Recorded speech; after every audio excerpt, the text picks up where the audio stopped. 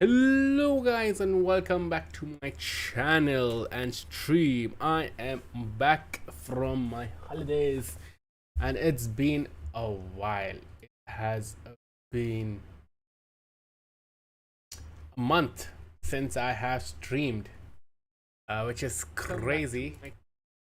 And yeah, I actually thought of streaming. So as some of you know, um, if any one of you know, if anyone's joining new, firstly, thank you. And yes, so I've been to Japan, and it's been a dream to go to Japan because everything that we can relate to is from there. So it's been a crazy journey. So it's been like, and there's a lot of things that happened in Japan. As you can see, my wallpaper of my PC is also from Ghost of Tsushima. So it's very, when I played this game, which was not until recently, I was like, dude, I have to go there, and I did,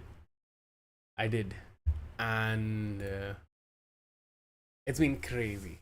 It's been crazy. So what we're gonna do is simple, straightforward stuff, which is gonna just we will just try to go through the entire pictures and videos of my entire trip. Obviously, I've tried to reduce them as much as I could, but in case it gets too much, you can always tell me to move quickly and move forward, right?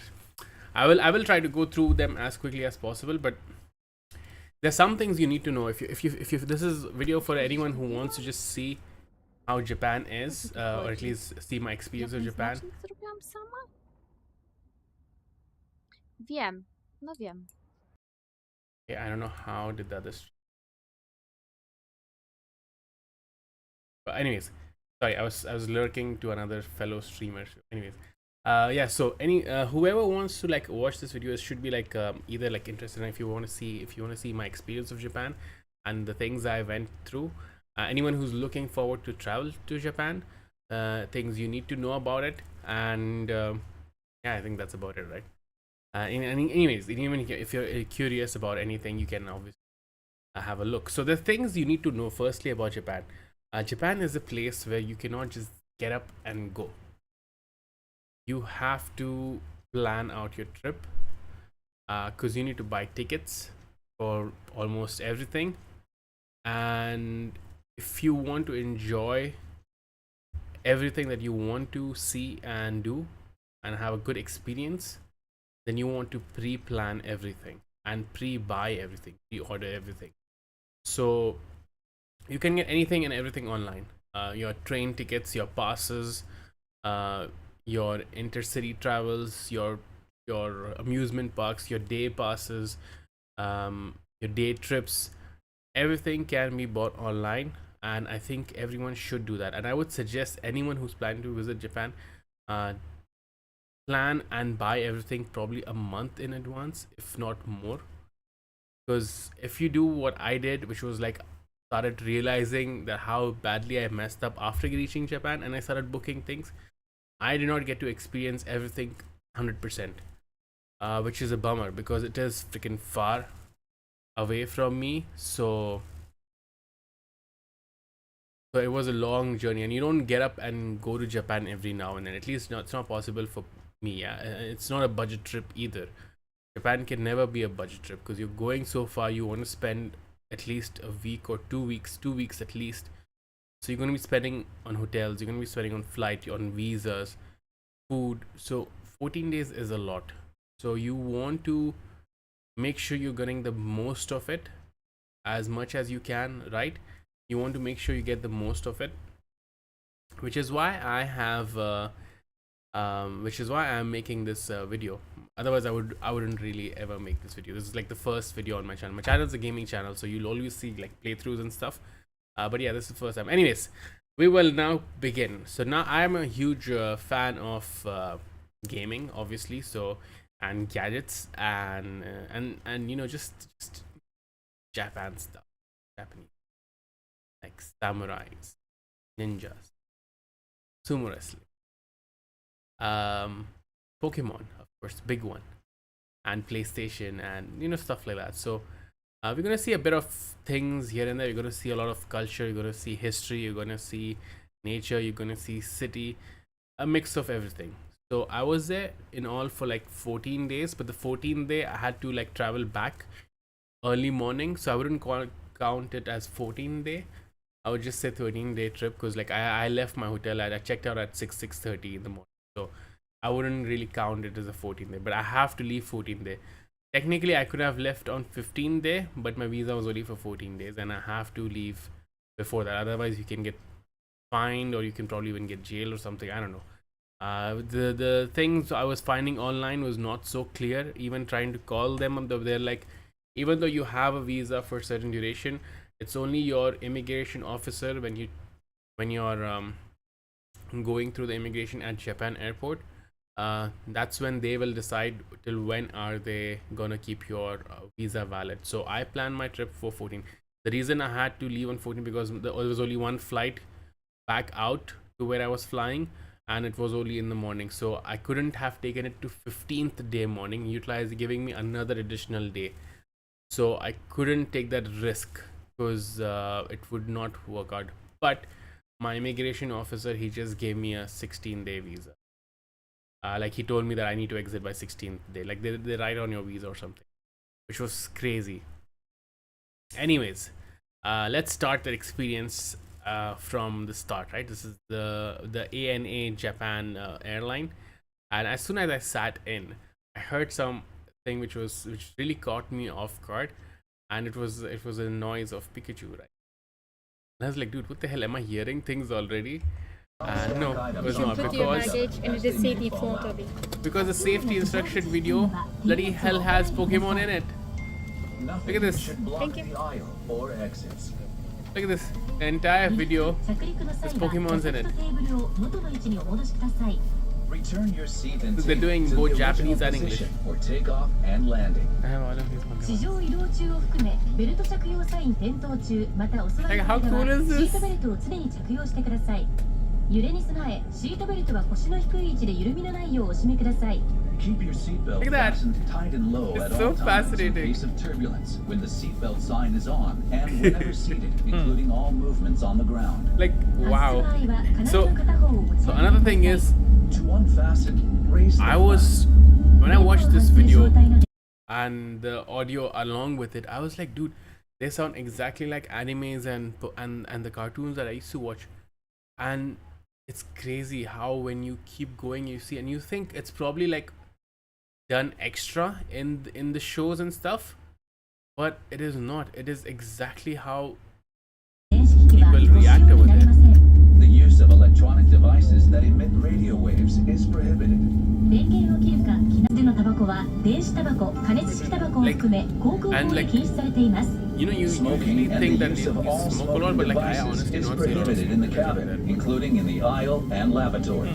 In an emergency, brace for It's impact. so cool. ものはスライドを破損する A life vest is under or As it is, beside they your make so much seat. animation. And on top of that, they add Pokemon on it, which was crazy.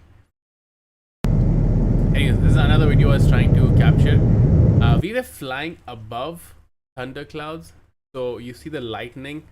So we are above. We're flying. This is our plane. Plane is flying, and these are the thunderclouds over here. And it's lightning. And this is the first time I ever saw lightning from the top. Obviously, it's not clear in my video, but like it was cool to see in person. You can see a little bit. This is also the little flicker over there. That was it. I mean, I couldn't get a clear video of it, but it was sick. You can see just clouds all over, and you know, it felt kind of like crazy. Like this is where they get these ideas of Godzilla and stuff, because they're like, it's just in the middle of nowhere. It's the end, right? There's like one side is Asia, there's Russia on the one side, and Russia and China, but then on the other side there's just ocean. It's just vast ocean, right? And you just think like, what else could be there? Like you don't see anything. Like you just start having all these weird ass thoughts, and just clouds and clouds and layers of clouds. And I'm like, something's gonna pop in, something's just gonna get up.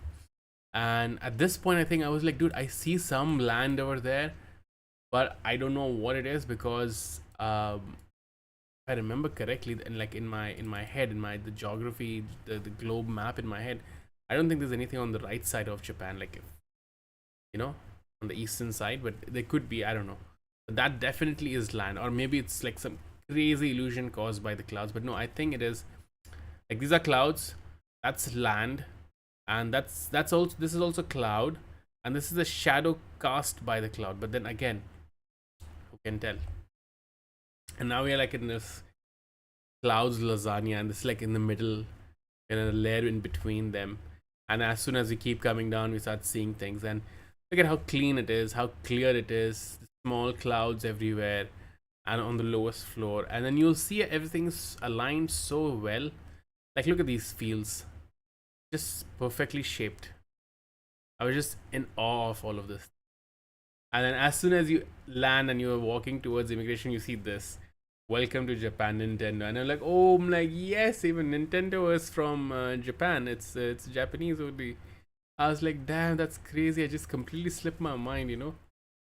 I'm like, yes, Super Mario and everything. I'm like, yeah. Alright, so this is the hotel I checked in. Just something we found, something like good budget hotel, halal food, and something close to a train station. And when we check in, there were freaking androids sitting over there. These are just bots. There's no human over there. And they have motion sensors. They look towards you, and then obviously the screen's there. You prompt, and they just talk to you. Obviously. But it was just so. It was so creepy. It was just so creepy. It's scary, dude. I was like, nah, I cannot deal with this.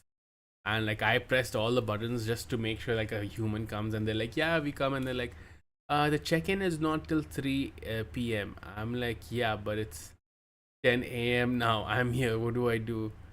They're like, no, we can't help you till 3 a.m. And literally, they did not help me till 3 a.m. They're like, you can leave your bags, you can go out, but that's about it. I was like, okay. So I did. I left my bags over there, and then I went to this first station. It was close, which is called Akibara Station, which is the electric station. Apparently, this is like the hub for all anime, manga, gaming, cards, action figures. And I went in the store, and the store had just anime stuff. This is just cards, Pokemon cards, One Piece cards, all kinds of cards, all kinds of stuff. And the individual cards, there was no packs. I had to struggle to find packs, which I did buy, but I'm not. I can do a showcase of what all I bought in the end, maybe. But this is all stuff like this cards. This is a one full building, entire building of arcade games, and you can see they're like categorized. So these prize games are basically the claw machine ones. Don't waste your money. You never win any. You never win anything. I did not win a single claw machine from all the claw machine games I played. I did not win one claw game. Did not play them. They're scammed. Then you have music games. These are your basically dance revolution stuff. You know, you need excellent eye coordination. And then arcade video games will be like Street Fighter and Gundam bots and stuff. You can see like there are multiple buildings. You just have games on them. That's it. First floor, one type of game. Second, grain game, racing game, music game, video game. So that was just my first day. Anyways, I checked in, and by the time we checked in, we got some food, we ate, and we just knocked out. Absolutely gone, because we did not sleep in the flight. In the flight, I was just watching movies. I could not sleep. They gave us so much food. Despite that, I did not, because I was in severe jet lag. So we could not sleep. And then anyway, so this is the train station. Next day we had a trip to Mount Fuji. So this is our second day trip. So we were just waiting at the train station. This was like at something 6:30 or 7 in the morning, or 7:30, I'm not sure. It was a very nice clean area, and I was like, wow, it's different. And then I see this building which reminded me a lot of European architecture, but this was like a busy street. It was like a busy area, like commercial place. And then this is just random construction. I just like was fascinated by the blue drapes that they've covered the whole structure with, so that there's nothing that flies out, right? And yeah, this is just, so we got a tour guide, got a day pass, right? A day package. to Mount Fuji. As you can see over here, it's at 7:30. We already boarded the bus, and we were off to Mount Fuji at 7:30 in the morning. I think our meetup time was at 7 a.m. and then they said very clearly, like, if you're late by like 15 minutes or like 5 minutes, you have to be there, and if you're not there, we will not take you with us. And honestly, if you were not there at the first 5-10 minutes, you would have missed her, and then you wouldn't get the token to leave. Okay.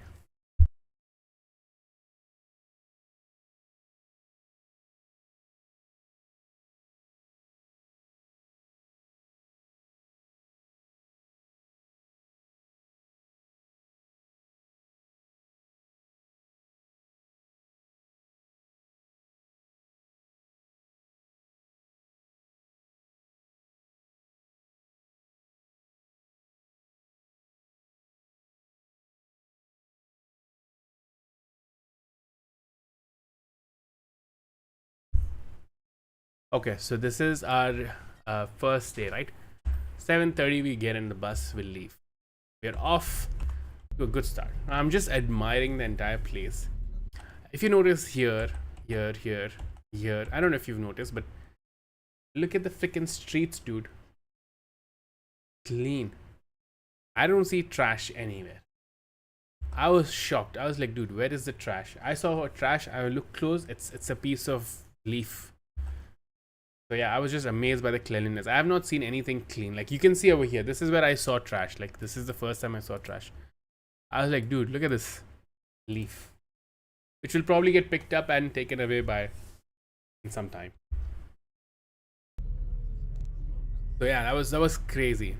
So okay, now we're gonna Mount Fuji. So that was like the most scenic, most naturistic day for us, because we're going to see a mountain, and obviously we got morning traffic, so that's why they ask you to leave early so you can go through traffic and see everything, do the whole day trip, and then come back. And when you're coming back, you still get traffic, because again, like I said, this is like the commercial hub, so a lot of working people, right? So a lot of businesses and offices, so that's why it's like packed.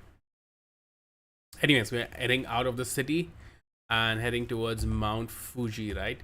I can see these mountains just covered in lush green grass and trees, like all kinds of shapes and sizes, which is just amazing to see, you know, like, at least for me, I don't see this at all. So yeah, that was insane. Then I saw some cemeteries along the way, and then behold, Mount Fuji. We could see from a distance, because that's the only thing over there. There's nothing else around it.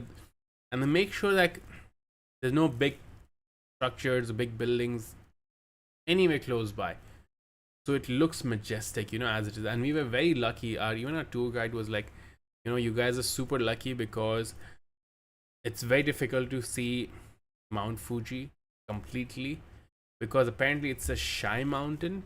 It's always surrounded by clouds, so the top half or the peak is like sometimes visible, sometimes not visible. But throughout the entire day, we had a clear sky, so we could see it from all the way across. And we do go all the way around it, by the way. So yeah, that was amazing. So you can see our tour guide was a Chinese and Japanese and in English dude.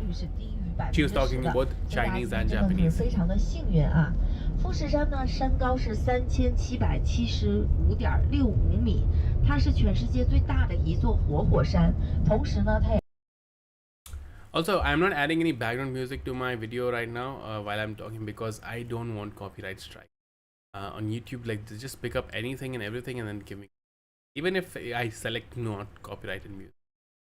Anyways, so they took us to this one cable car thing on top to get some view. It was above a lake, and so we were just getting on top. They just stuff people in this cable car and send you on top. And this is like, we are like on a peak which is on the other side of Mount Fuji. At this side you cannot see Mount Fuji because it's behind us, and that's why you take these cable cars on top of the mountain, and then you can get a better higher view of the mountain, which was pretty cool. Our bus was parked here. This is our bus, in fact. I don't know if you can see the mouse. The bus. and then we have to walk here and then take the cable car up. It was a fun walk. It was actually not a big walk, but it was a very short walk. Only one. I wouldn't even call it a walk. Okay, here we go. Mount Fuji in its all its glory. I don't know if you can see it clearly. But I've taken like multiple shots of this just so that I can capture a good frame. You see, it comes in nicely and then it just gets too bright. So I don't know if you guys can see it clearly. Maybe I just put a post or something. There was a bell over here. Apparently it's a lover's bell. It's like you make a wish and you ring the bell and it comes true. You know how these things are, yada yada. One tree with cherry blossom on it.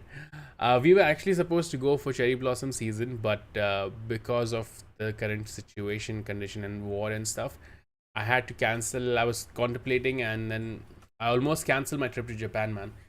And my visa came through and still I couldn't know if I should fly or not because things were like very uncertain, and that's why I missed out but still I was like, you know what, my visa is here, I've spent on it, let's just go and see if we can, and managed to get like 1 or 2 trees to see cherry blossom. Unfortunately it's not in its full glory. It's probably like it was dead. But like imagine all this greenery that you're seeing could be like filled with cherry blossom trees. So it would be a very worth it sight, to be honest. And so we did a lot of sightseeing, we took a lot of pictures. We had some snacks over there, bought some souvenirs, some fridge magnets, came back down. There was a ticket, and we passed by this shrine. So this shrine, this Torii Gate, by the way, sorry, this Torii Gate leads towards Mount Fuji, and apparently if you want to hike Mount Fuji, you can only do it like there's a time period of 2 months, like they said 40 to 60 days, when the ice cap melts and it's completely gone, and that's when the path opens up to climb on top, and that happens roughly in December or something. So if you're someone who wants to hike and climb the mountain, you can do that. And apparently they said it's not that difficult of a trek, of a hike, but like I am no way fit or something. I was like, yeah, okay, I don't think I'm ever coming back to do that. Sure. And I just took anywhere I could see pink or white trees, I was just taking pictures of them because that's like the closest I could get to cherry blossom. And some of these pictures I've taken on the Mount Fuji is like very, very much like from, you know, you've seen animes and cartoons and shows, and this is very much like it, you know.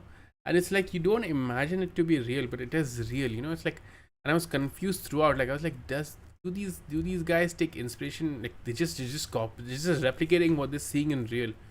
But to us, it feels like, wow, they're using the imagination like crazy. But it's all there. They're just like really good in making that reality into the video format that we watch their content in, right? Look at this. It's crazy. And apparently if you go in like autumn, in November or something, it's like their autumn season. So you see these red trees. That's like majority of things everywhere. Like all the temples and shrines, they just like they turn shades. Because Japan is a country of all 4 seasons. So you can go throughout the year and experience the same place in different ways. And like, but in November, apparently it's like autumn throughout. So like everything is shedding and everything becomes red, which is pretty crazy if you think about it. So do your research and plan your trip accordingly and book your tickets before, way in advance. Not just your flights and your hotels, the things that you guys want to do. And it's like, even if you want to go for Mount Fuji day trip, where do you want to go it from? Where you want to do it from Tokyo, you want to do it from Osaka, where do you want to do it from? And then how will you do it? You have, if you want to get to Mount Fuji and then take the tour, or you want to take a tour directly from where you are, I would suggest take a tour directly from where you are, because then you get to get in the bus and you don't have to worry about traveling and missing out the bus and stuff. Because I did one trip like that, and I will let you know how did that go. Anyway, so this is me. My wife took a pictures of me. She was like, let me also take some pictures of you. Anyways, I saw cemetery again. I have been taking a lot of pictures of cemeteries because my wife's like, why are you just taking me? I'm like, I just saw them everywhere and I just took pictures of them. I don't know. It's just very fascinating to me. Anyways, the cemetery, not the idea of dying and stuff. So again, white tree, Mount Fuji. Yeah, on the way back. Now apparently here there's a clock shop over here which is apparently very famous. I didn't get a chance to visit because I was trying to get, there's another shop over here which stamps and gives you a stamp. I don't know if you guys have that world passport thing where you can go to different countries and they'll give you the country stamp just to show that, you know, it's like a show and tell book. So if you have one of those, please make sure you carry them because there's a lot of places in Japan that do the stamping. So it'll be fun for your collection. There's just more pictures of Mount Fuji, to be honest, from every angle I could, because I was like, I'm not coming here anytime soon. I'm gonna snap the shit out of Mount Fuji, because even if I revisit Japan, I'm not gonna be doing Mount Fuji again, because I got the best day clear views, and so I'm not ever doing Mount Fuji. So I'm gonna make sure I'm gonna capture it from every side. Again, another white tree I just saw. Right now we came to this other side which has the lake, and there's supposed to be more plants, but this they still have to plant them. I think there's pictures where you can see the garden area that they have. A lot of colorful plants that they have, flowers rather. Here we go. And just nice. But the most crazy was I saw freaking there's one cherry blossom tree. Okay, obviously it's like because it's rained, so they were like dying. But it would have been in full glory if I had probably been there like 2 weeks ago. And look at the base. This blue flowers, dude. Blue flowers. When have you seen blue flowers? I have never seen blue flowers, which is crazy. Look at this. It's insane. And they had this entire garden over here which is like showcasing all the plants and flowers that they have. So I was just in awe of this blue flowers. I'm like, I need this.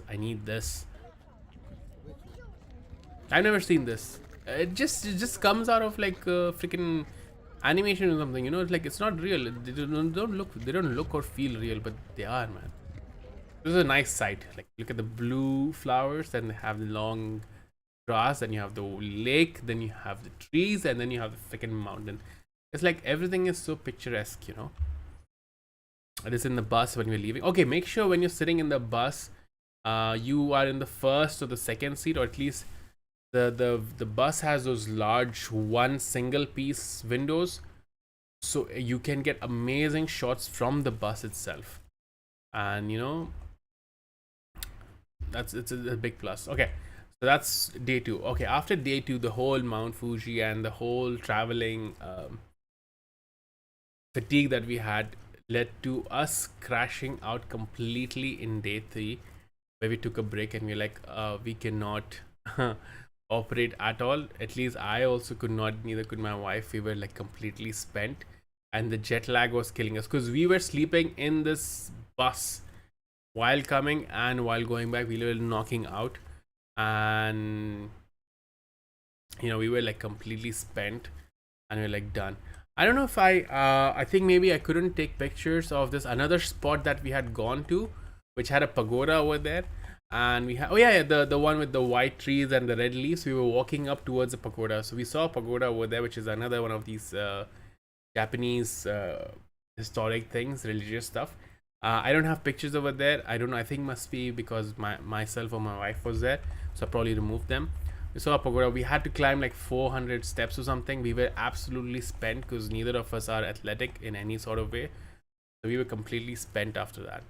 So when we came to this place, we just went to the washroom, we took few pictures, we went to the garden as quickly as possible, and we came back and sat in the bus. We were like done. So that's why the next day we could not operate at all, and we had to anyways prepare because we were going to travel to Osaka the next day. So this was the breakfast that we had. We got Indian breakfast, which was very insane. It was very tasty. I enjoyed everything. Got some tea as well, milk tea, hot milk tea.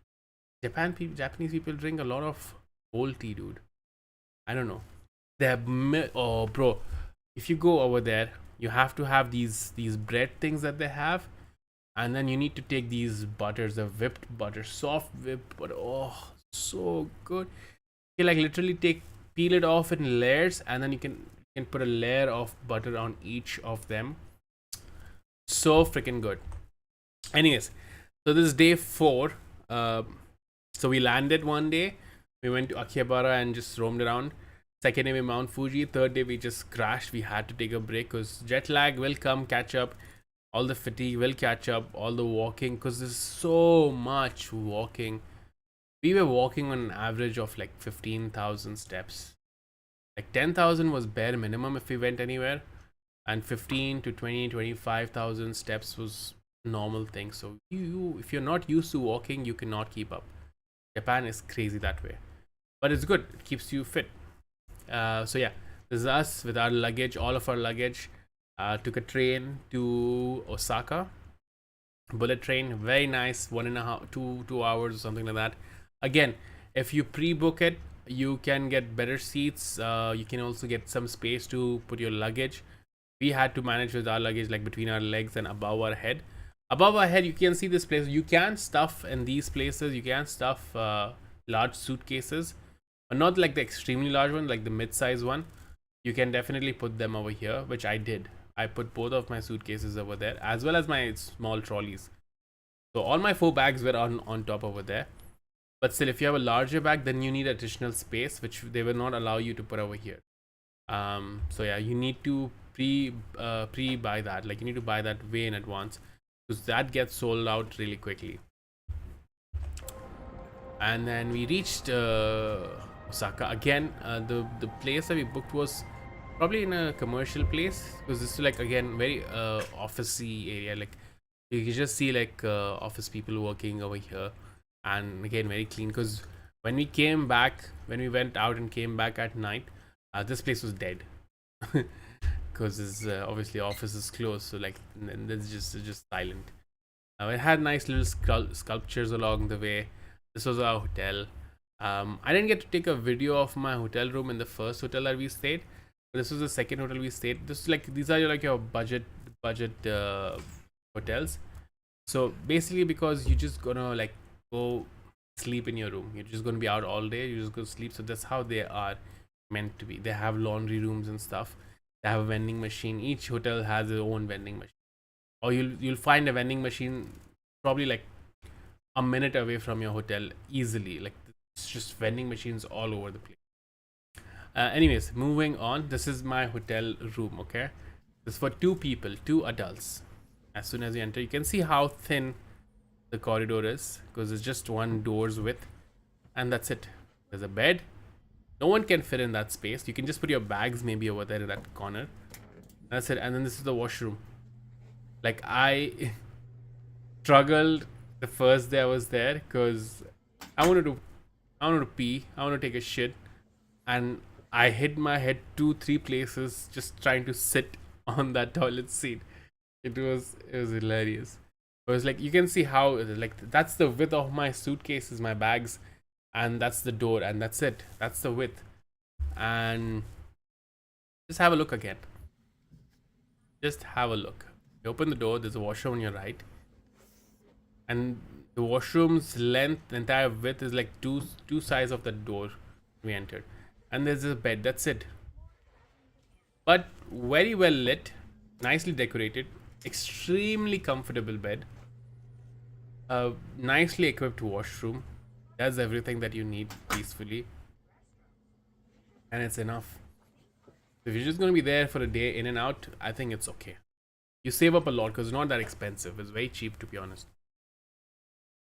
And yeah, and as soon as we stepped out, we saw one cafe which was again Indian with India's flag. It was actually Nepali. This is Nepal's flag, but they also had Indian, so I'm guessing it was Indian and Nepali or something like that. Fusion. We came. So this day we didn't plan anything as such, so we're just roaming around the market, and that's what we were doing. We just went to Osaka. We went to the market because we heard about this place. I don't know, my wife had done some research, so she's like, let's just go to the market, see how it is and stuff. Okay, let's go. So we went to this is the whole market, and this is like straight all the way down. keeps going, like at least for a few kilometers. And there's like stores on every way. And then if you take a turn, like there's a turn over here, like it's like a chessboard. Like there's like this, like this, like this, and then you're out in another section. Then there's outdoor. Then there's again the same thing. It follows the same thing. There's like streets that goes between these each section, and then these sections, a big line. There's another one on the here on parallel. So there's like stores all over this place, all over this freaking place. So a lot of shopping can be done here. Obviously, I was in no mood to do shopping on my second location, because I wanted to shop only in the end of the trip, because you have to carry your luggage around, and as you can see, it can get really difficult to do that. I saw Pop Mart, not a fan. Onitsuka Tiger, again, it's a Japanese local brand. I didn't end up buying shoes from here, but not from this store. And yeah, it's about it. I was shocked to see that there's no crowd over here, because the other store I went to, that was packed, completely packed. This street kind of reminded me of Camden Town from London, and very much that feel. This is a place to have a lot of street food. If you love street food, this is the place to be, because there's a lot of things that they sell, and you can try. You can just spend the entire day on these streets, just going through the entire thing, looking at the stores and eating. Like, this is the place to eat. And you can see a lot of tourists. Everywhere. This place is full. It's packed. But yes, also there's a canal over here. You can take these boats. So again, I want to take, but then online everything was sold out. I could have tried my luck going personally, but then most likely they would be like, no ticket, no go. So you have to buy these tickets early on, otherwise you don't get to go there and buy. Like, you have to be super lucky to get in. If someone else cancels out, then you might get in if they have space or something. Otherwise they will not let you in. They will say, no, you need to have a ticket. So buy these tickets early on. I think getting a ticket for this is going to be useful, because then you can see how vast this area is, and you can see all the stores that they have, all the billboards that they put on display. It's pretty cool. Very cool. Anyways, we were like, okay, we gotta have Wagyu, but we needed halal, so we found Wagyu halal. Now, I thought this was like a unique place with this unique set of menu. Turns out, entire Japan, everywhere I went to, is the same thing. The same menu. If you wanted to have halal Wagyu, is the same menu. Everywhere throughout the Japan I went, it's the same stuff. Same menu, same price, same way of serving, everything. But totally worth it. My drink, whenever I go, prefer drink. I don't usually drink soft drinks. But whenever I am outside and there's the option, if there's no like fresh juice option, I go for ginger ale. It's my comfort drink. Yes. So you see all this jing bang that they're doing. This is the same thing that they do in every store. You go every restaurant that's serving halal Wagyu. I had the same thing. This was a double beef patty Wagyu meat burger. So good. I honestly felt like I could have eaten another one. And after that, whenever I visited one of these chains, I always had a triple Wagyu beef burger. And when you eat it, you feel so full. But as soon as you're out, like in say 10 minutes, you're like, dude, where did that burger go? I don't feel that full anymore. Because it's so nice, so good. Street strawberries. What do you think is unique about them? Let me zoom in and show you. Freaking no seeds, dude. No freaking seeds. The best strawberries. If you go to Japan, forget fish, forget sushi, have their fruits, have the fruits, have the dairy, have their milk, have their ice cream, have their yogurt, have their butter, have the fruit. Don't have the fruits with candy or sugar or glazing on chocolate or Nutella on it. It is useless. It is nothing compared to having fruits on its own. It is so freaking good. Strawberries, amazing. Pineapples, so freaking. Grapes, very nice. What else? I don't know what else I tried. Everything was so good, but these were my top. Strawberries were like just mind blowing. Again, just more street stuff, street shopping. Family Mart is like their 7-Eleven. There's two chains of supermarkets that you'll see. Family Mart and 7-Elevens. That's like everywhere. They sell everything. You like all your coffee, teas, juice, snacks, smoothies, basic stuff, toiletries, some medicines. You'll get stuff over there. You don't have to worry about it. And you see this. Oh, you see this. Wow. You see these. These are vending machines. I don't want to like cover her face. Vending small these toy things. Like you put a coin in, you spin it around, and a toy comes out like a gacha thing. It's everywhere. Everywhere. So if you're someone who wants to collect these toys, like they'll be like tiny toys. If you're someone who likes to collect these things, oh my god, you need to carry so much chain because there's everywhere. There are floors of it. There's like shops full of it. It's wild.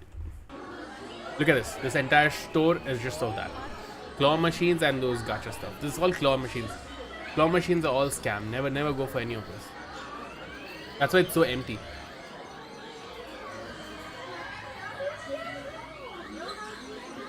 You see this? It's so empty because no one's winning.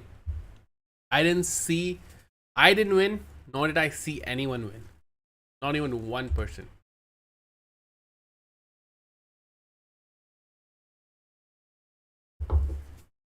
Check this out. Just looks at like a normal building. When you zoom in, you see the architecture over here. Like traditional Japanese style architecture. And on top of that, they made it like a modern stuff. It's a hotel. I forgot the station's name that this is. This is like the prime station, the main market of Osaka. I forgot the name of the station. I can't remember. But that's like the hub. If you find a hotel close to it, I think it's solid because you will end up coming to this location for almost everything. Like if you have heard about something that you want to eat, you will come here. If you heard about some store that you want to visit and buy stuff from, you will come to this market. So if you have a hotel that is close by to this station or this market, it's a win, a big win, because it connects to everything anyways. I'm trying to see if I can spot the name of the station. And actually, I will not be able to. It will be in Japanese. All right. So that was our entry to Osaka. Now we're going to our first day trip from Osaka. Osaka is our first day trip was Universal Studios, because I have never been to Universal Studios. Neither has my wife. So we're like, okay, let's go check out Universal Studios. Again, biggest thing you need to do. Again, we did not know. I bought all the VIP entries which were available at the time of buying, which was like a few days before.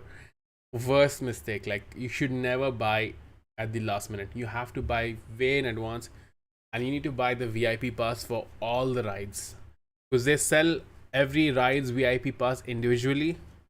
There's no group VIP for each and every ride, because when you buy a VIP pass for a ride, a specific ride, they will give you a specific time slot and they will allow you only in that time slot. So if you have a time slot for one ride at say 12:30, you cannot go at 10 a.m. and like, I have 12:30, let me in. No, they're like, no, please come back at your slot. If it's at 5:30, they will say, please come back at 5:30. So what you want to do is, if you're buying, this is I think a very subjective way, but I would suggest if you're buying the pass, so you need to buy entry pass separate and then VIP pass separate. So this is like, you have to buy 2 tickets, okay, per person. And the VIP pass you have to buy for as many rides as you can, because each ride's waiting time is going to be anywhere between 20 minutes to like 2 hours. So you want to buy VIP passes for as many as rides as possible, because you will not be able to visit them otherwise. I managed to get only for two rides, and honestly it was worth it because I skipped 2 hours worth of line each time. And that's a massive benefit, because then I was able to go for like 3 more additional rides. Imagine, I was there when it opened. I left at 6 because I was completely spent. 6 or 7 I left from there. I was completely spent, and I was like, dude, I cannot even imagine how anyone has energy to do more things, like, because the lines will kill you. Just waiting 2 hours in one line for a ride which will not last more than a minute, maybe 2 minutes at best. It's crazy.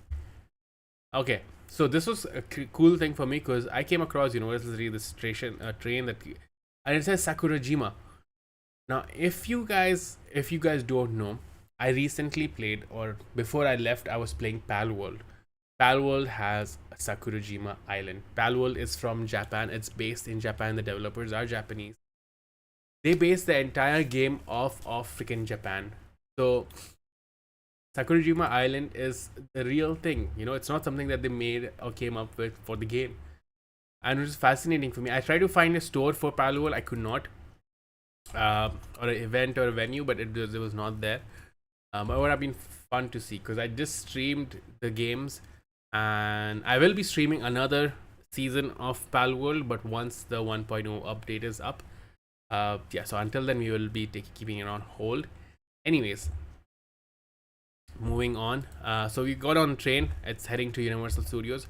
So even if you don't have Universal Studios pass, you can enter this. This is just a line for exiting the train station. Once you exit the train station, you will come across this entire place which you have access to Universal Studios store, and you can see all these stores and towers and all of these other stuff which will have Universal Store products, and you can buy them. You don't need to buy Universal Studio tickets to access them. You need the Universal Studio tickets only to enter the main theme park, to like experience all the rides and some more stores inside and food inside. But then I'm pretty sure the store will be selling its Universal Studio exclusive stuff in the stores outside.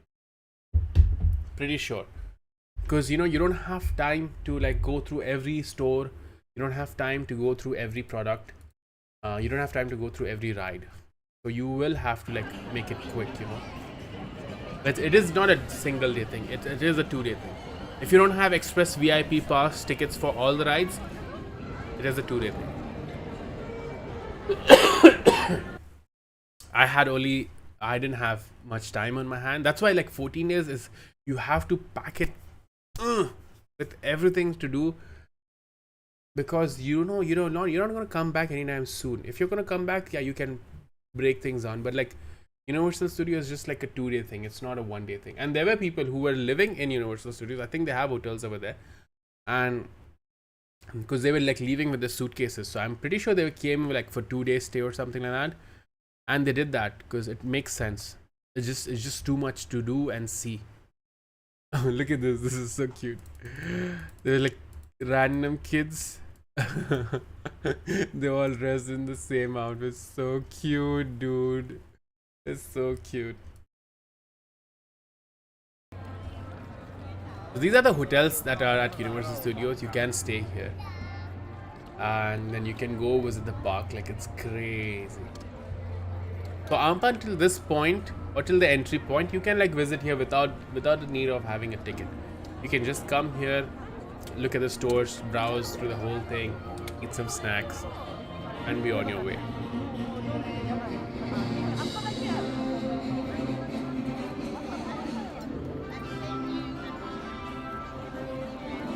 Obviously 10 points, 10 bonus points if you dress up in an outfit and you go in a costume. Because over there, no one cares. You'll find someone or the other already dressed up in something or the other. So So you can, enjoy to the max. There's no judgment over there. Random people will not just come and take pictures of you or just try to be creeps, They're very respectful over there that way.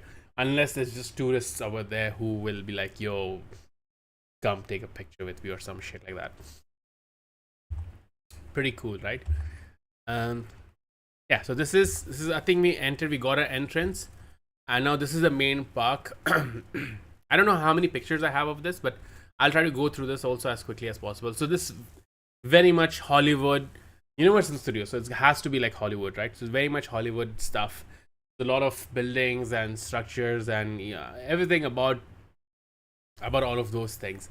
It's a very classic Hollywood drive-in restaurant that you've seen in movies and stuff. So, and they had these classic cars parked over there. Pretty cool, pretty nice. Some statues, a lot of Easter eggs. I mean, they're not Easter eggs, it's made over there for a reason.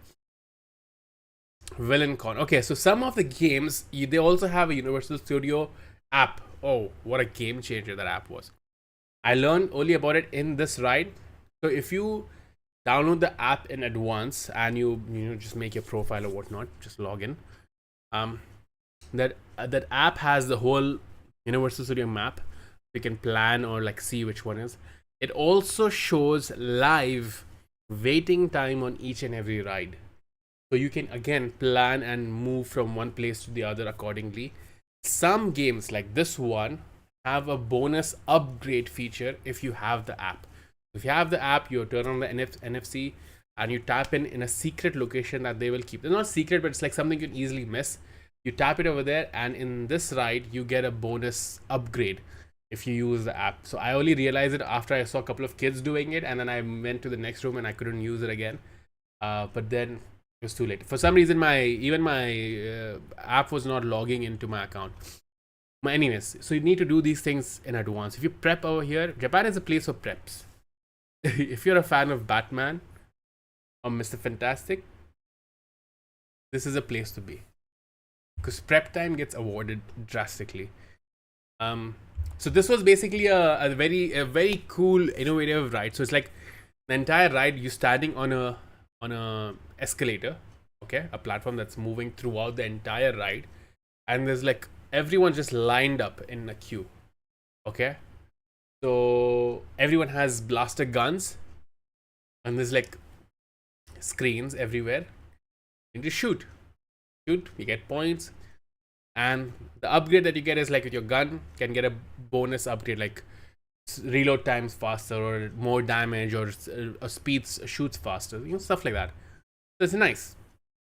In the end, obviously, who gets bonus points, you can upgrade your gun again, you can buy it and stuff like that. It's pretty cool.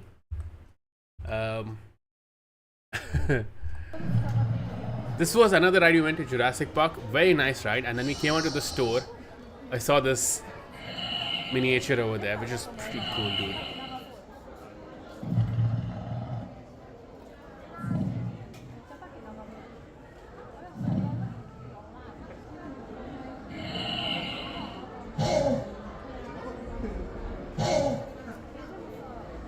How cool is that? How freaking cool is that?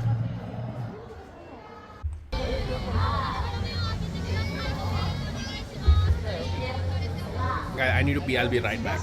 Enjoy the video till then. Actually, I'll play the previous video.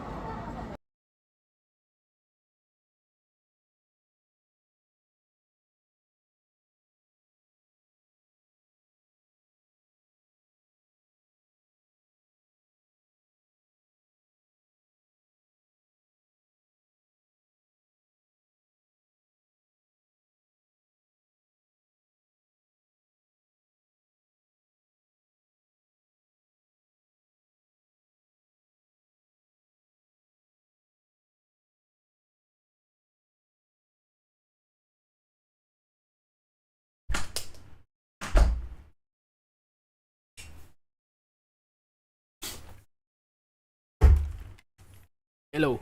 I don't know if you heard my other sound effects. All right. We came out of this Jurassic Park ride. Amazing ride. What a ride. So it's again one of those, water-based ride that you sit it on and it's just going through the entire park and you see dinosaurs and stuff pop in. Amazing. So much fun. You will get wet in that ride. If you sit anywhere in the front two rows, on the sides, you're getting wet. So if you see that, if you don't want to get wet, get the freaking poncho. Otherwise, it's fine. It was very hot that day, so even if you got wet, you would dry off really quickly.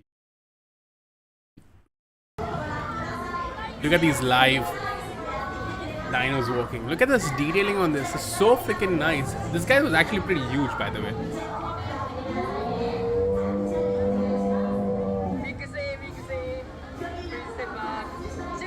And this guy's actually huge. Look at this.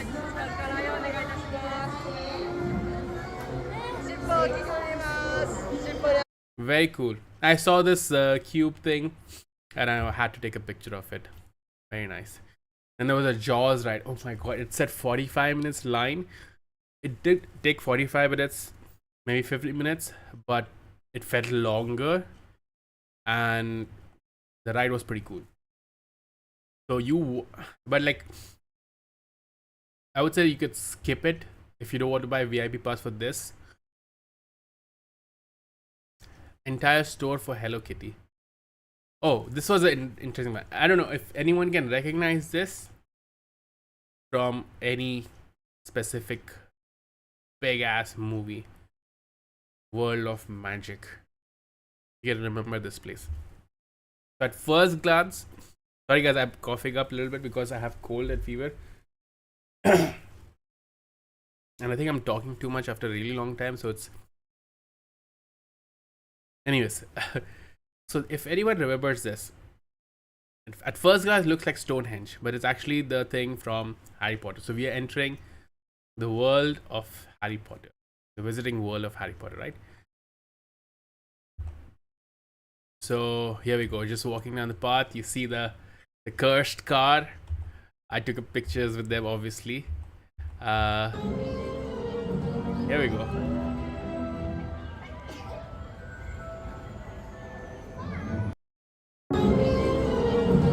And this is a better view, right?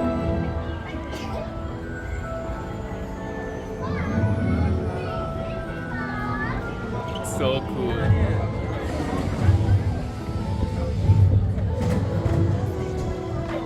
So this was so cool. Okay, wait. Okay, you know what? I think that will just exit slide. Wait, what happened? Hey, thank you for the follow. Els Williams, thank you so much. Thank you first of all for joining the stream. And thank you for the follow. I'm good. How are you doing? Right, you saw this girl. She just flicked, right? She just flicked her wand. If you saw that. Look at this, okay? Look at it. Saw that? She flicked her wand and the chest opened. So the very cool thing that they're selling over here, they're selling interactive wands in this Universal Studios Harry Potter section, where some places you queue up, and when you do when you move your wand around, you do the motion. It obviously it's motion sensors, and it picks up the signal, and then something interacts over there and moves. So it's pretty cool.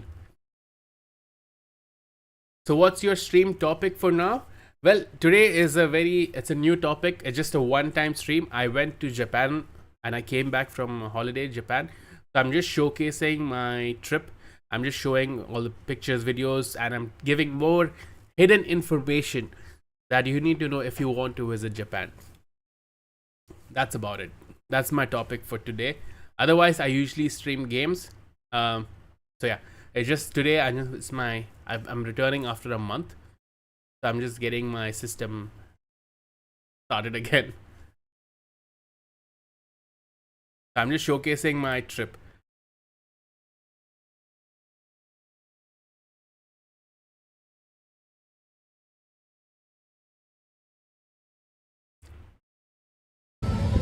Okay. Which games do you mostly play? Well, I'm a variety streamer. I don't play like one specific game, but recently I finished palworld. I will be starting maybe Borderlands 4 with the new character. I might be playing Dragon Age Inquisition. I might be playing Cyberpunk again. I might be playing Thief. So I play one game, I finish it completely, and then I move on to the next game. I'm still contemplating which game I'm going to be playing next, but most likely it's going to be, I don't know, man, which one? Maybe Doom Eternal, or I don't know if I want to start with a short game first or a long game straight away. I'm still contemplating. Maybe I might start with Borderlands 4 again, and start with Cash, the new player. I haven't played in 2 months, so I have a lot of new content that the game released that I did not play. So I'm saving for that, because I played Borderlands 4 previously on my channel. I completely finished it. I'm from India, man. All right, let's go back to this. Look at this, the world. We're in Homestead, Homemead. Yes, I am Indian. Look at the store, all Harry Potter goodies.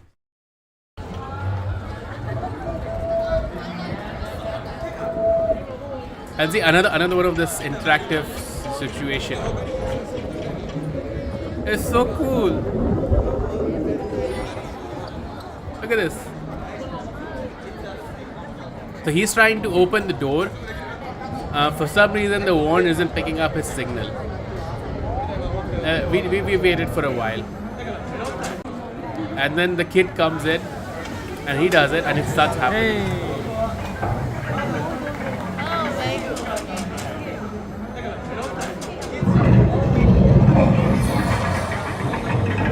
And then closes back again. Pretty cool, man. I really love this set. This, like, they made the entire set of Harry Potter over here. It's so cool. It is so freaking cool. Our bill. So I had the butterbeer that's famous in the movie. It was pretty nice. I kind of enjoyed it. It's a taste that you have to get, but it's sweet. So it's not super sweet, but it's nice. You do enjoy it. I got the cup with me. I got to keep the cup. I have the cup. Look at this. Look at this set of freaking Hogwarts that they've made. Insane. Absolutely insane. Look at this. Like, how do you not see this and be like, whoa. So every store had its own unique quirks and stuff. Owls, writing pens, books, wands, you know, all kinds of stuff. All kinds. They had a small little skit show also where they were doing this dance, which was like this. These are the other schools that we see in Goblet of Fire. Are you an artist? No, man, I am not an artist. Thank you for asking. Oh, thank you for considering or thinking I might be. Just something about this music is just so good, so captivating.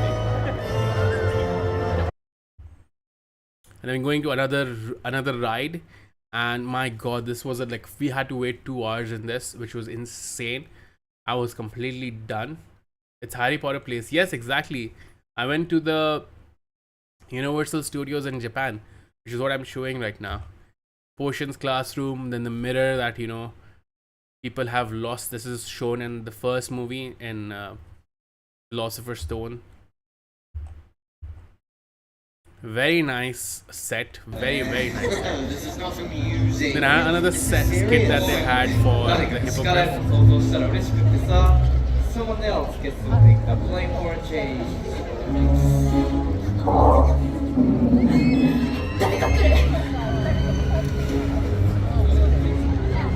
What's going on? School gathering I'm not aware of.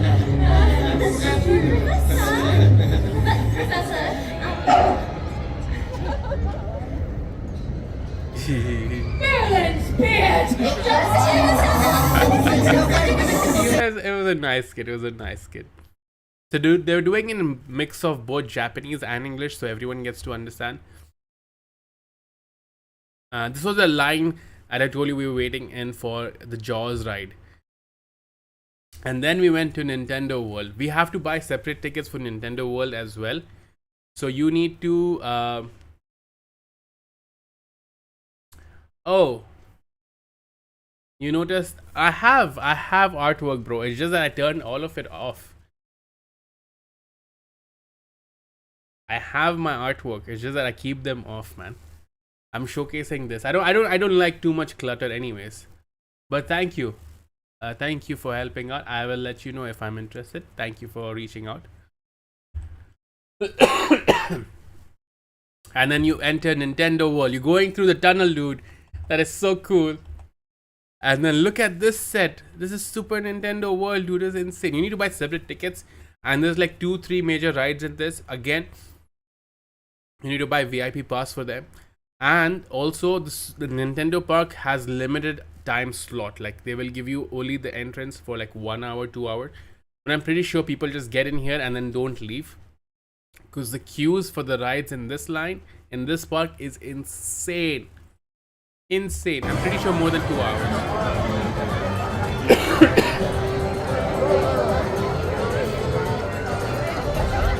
Look at this.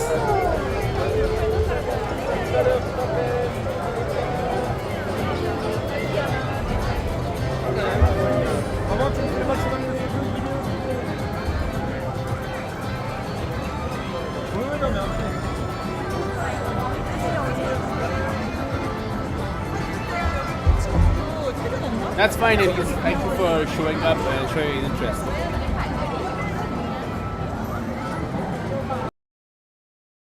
I don't prefer, but then thank you again. Look at this, Mario and Luigi, both of them over here. So cool. I was just amazed by this place. So like, okay, now look at this. You think all of this is animated, like you would assume the sky is too. It's like an indoor park, which is very well lit. But no, this was the real natural sky, dude. I was like, even the freaking clouds and sky just turns up to be animated for some reason. Okay, look at this ride. Minecart Madness had the biggest line I had seen. Biggest. Like, it did not matter if you had VIP pass in it. Or you have to have VIP pass if you want to go in this ride.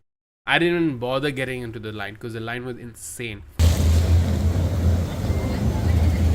I was waiting for the splash to happen. It did not happen. Oh. There's another thing that they give is, you see that? That was you have these boxes and stuff, but then at the entrance, before you enter, or as soon as you enter Mario World, they're selling these wristbands. So when you have the wristband, you think it's just a normal watch or something like that. And if you use a wristband, you can interact with random stuff in that park. So now it's not making noise. But if I have that wristband, the watch thing, and if I hit the box over here, it would make that noise. Now it's not making any noise. It's just like blinking, but it will make that proper coin noise, the one from the video game. Would you like me to show you some of my designs? No, man. Thank you so much. Like I said, I already have all the designs and overlays that I need. So I'm currently not interested in anything. But thank you for dropping by and following. Thank you so much. This was another ride. This is what I had VIP pass for. And this was a pretty cool ride. I think I remember this one. This one again was something to shoot. It was a team of 4 and then you shoot at things. It was pretty fun. I think we came first. Our team had come first. Okay. This is me before leaving. If you notice, what can you notice over here? I mean, you'll not be able to notice. It's not going to be so clear on the screen. But I wore the socks, which is Sony PlayStation socks. And I wore it to Nintendo World. Oh, such a rebel. Alright. And that's what. Look at this ride. Oh my god, this ride is insane. You see this ride, right? You are hanging upside down. Well, not upside down, like you're hanging on your chest.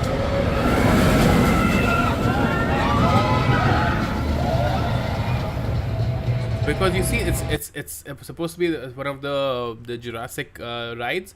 It's supposed to be like a pterodactyl ride, and it's like carrying you. So you're flying. So you are laying on your chest throughout, and it's not a comfortable one. It's like a proper harness, the one with the gap. It's not like a flat piece of plate that you can be comfortable with. I think that should have been the way to go. And your legs are like just dangling somewhere. So I was like, no, I'm not getting. Again, huge line for this. So again, if you want to get into some crazy rides like this, definitely need VIP pass tickets for this. Random flowers, I was very impressed looking at.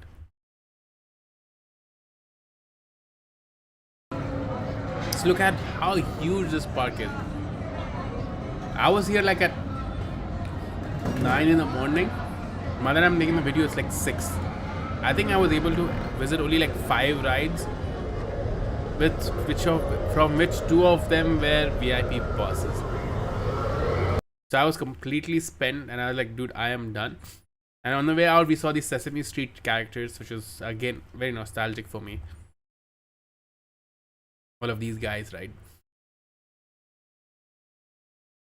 And then on the way back, we went to have these cheesecakes. So apparently these ones are like really famous cheesecakes of Osaka, and they make it fresh on the spot over there. They're very fluffy and wobbly.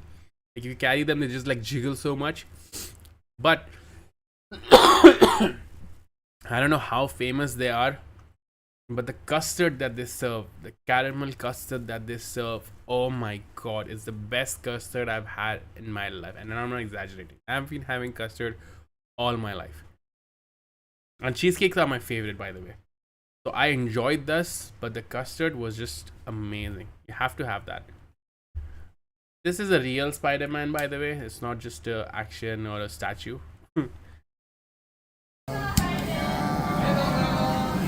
And the next day, again, back to the halal wagyu. We tried the steak. It was expensive, but it was amazing. It was the best steak I've had. They gave these mochi things along with your food, which is amazing. You have to have that. You have to try that. It's very good. I think this is us boarding or waiting. Yeah, this is us boarding our train. This is our 4th. I don't know which day is it. I think it's day 7 at the moment. And we were going back. We were traveling to Kyoto this day. So Kyoto again was going to be just 1 day thing, and it's going to be chilling and relaxing. So just waiting at the train station. You don't see one piece of trash anywhere. Mind-boggling. And at the train station, we saw a Baskin Robbins vending machine. What else can you ask for? Obviously, I had some. Amazing. As I said, dairy over there is so good. But I think I had the orange sherbet. And then you have all these vending machines you'll see everywhere. Like there's juices and tea and water and all kinds of stuff. Berry flavored Fanta, dude. Amazing. So good. So this was our seat. I had to buy the expensive ticket because the normal the regular tickets were sold out. Again, because I bought everything last minute, so I had to buy the expensive one. Very worth it. Very comfortable. But even the regular one is amazing. Oh no, this is not our way on our day to Kyoto. Sorry, what am I saying? This is our day 2, the second day trip that we did from Osaka itself. Yes.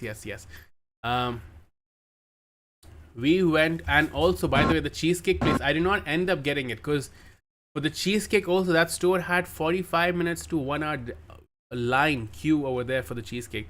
And if you go like towards the end, like even if there is time for the store to be open, they will tell us they've run out of their batter or whatnot, and they will not serve you. So they will tell you that, you know, don't stand in the line, you're not going to get served.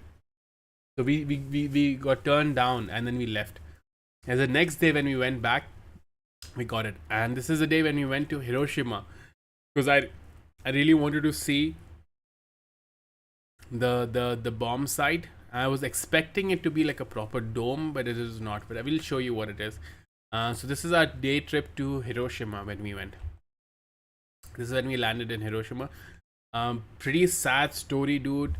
It is very, very saddening, and how they have come up back to everything, and how they've rebuilt the life, and it's now normal, it's regular, it's bustling, but they remember it, dude. They remember, of course they will. And it's very heartwarming. You will get sad when you visit the site. I really enjoyed these classic cars. They're still using old cars over here, but like in tip-top condition. Amazing. There's this shrine, ancient house. Not shrine, I think this is like some palace. Old palace. I was not even trying to capture it, but I luckily captured it.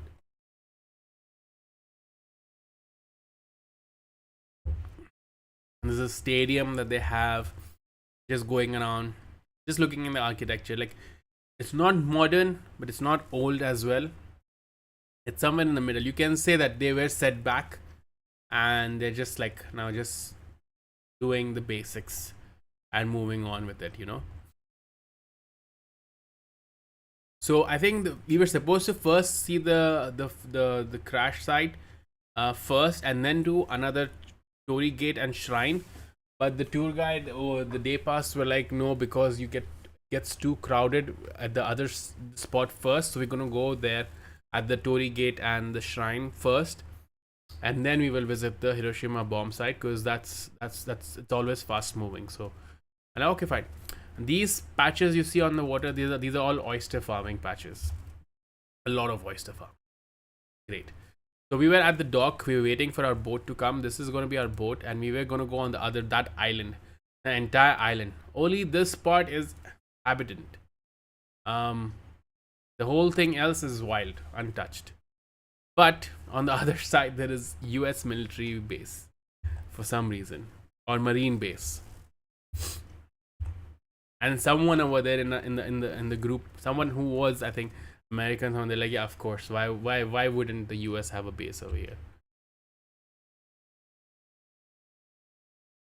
So this is the Torii Gate. So I don't want to show all the pictures from because I was taking from such a distance, but we end up going over there. We end up walking this entire distance and go through the shrine, and we see this shrine as well. It's a very ancient shrine, very couple of 100 years old, I think, if I remember correctly. So we get in the boat, and we see a lot of these oyster patches again, and you're looking at this side, like just a green freaking mountain island. Look at this. You can see like it's completely green. There's no people over there. Untouched.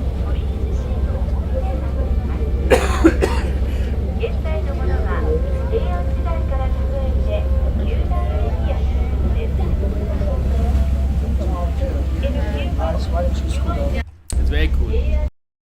So yeah, we are heading towards here. This is the site that we actually came to look for. So we will be going here.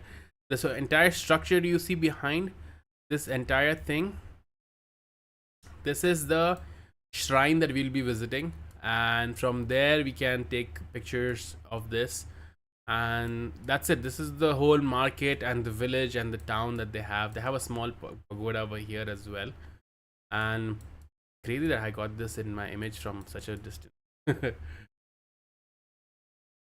And that's all they had. They also have some resorts. I'm guessing it's on the left side, hotels.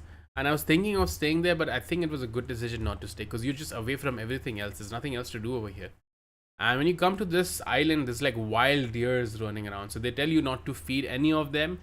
Don't give them food, and keep your belongings safe, because they'll end up eating papers or whatnot that you have in your hand. So do not feed them. Do not do anything, but you can interact with them. They're safe. So yeah, we saw a couple of deers, a couple of shrines. This was one funny thing that our tour guide said, that this is a structure which is owned and run by a cult.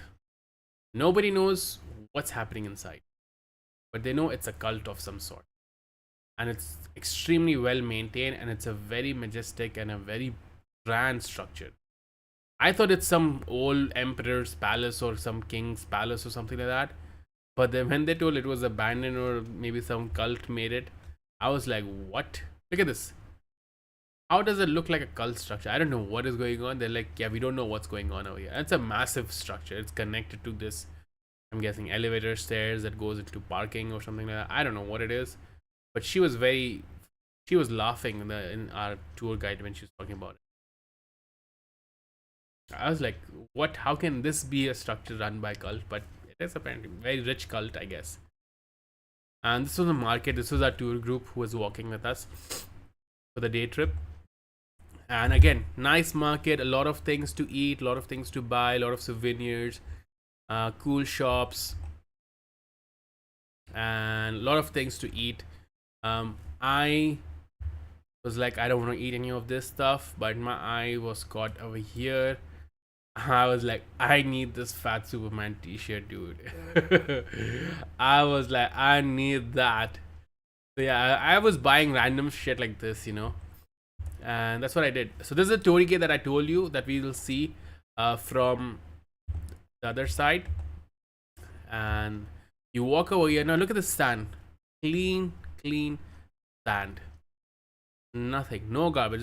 What do you see these things? These are all like branches, tree leaves, or like some seeds and stuff like that, or like shells. It's all like natural stuff. It's not like you can see these are leaves. These are all leaves. That's it. There's no trash. And then we're waiting in line for the temple, and then there was a service happening. No, this is just the shrine. They're showing all the things inside. People come here, pray, and not everyone's allowed to be inside. You need to like book a slot again. And here, this is where you put your donations. In these boxes, you put your donation. And once you put a donation, they will give you a token, which or something that you go and make as an offering over there. So it's not something you just go and put the money over there. You put the money here, and then you get something which you then place over there, and you make your wish or you make your prayers. Look at the shrine. Like just above sea. It's just above the water. It's so peaceful. Like it's so close to earth. So this is like the olden bath. I was like, wow, solid. And this one, we were lucky enough to see one guy who was already inside. He was supposed to be some privileged guy or some guy who had contacts, and then you can see the priest coming in here to bless him. And they're like, yeah, they don't allow anyone and everyone to go, but he must be of some importance, whoever this person was. So he just watched. Everyone just sat and watched.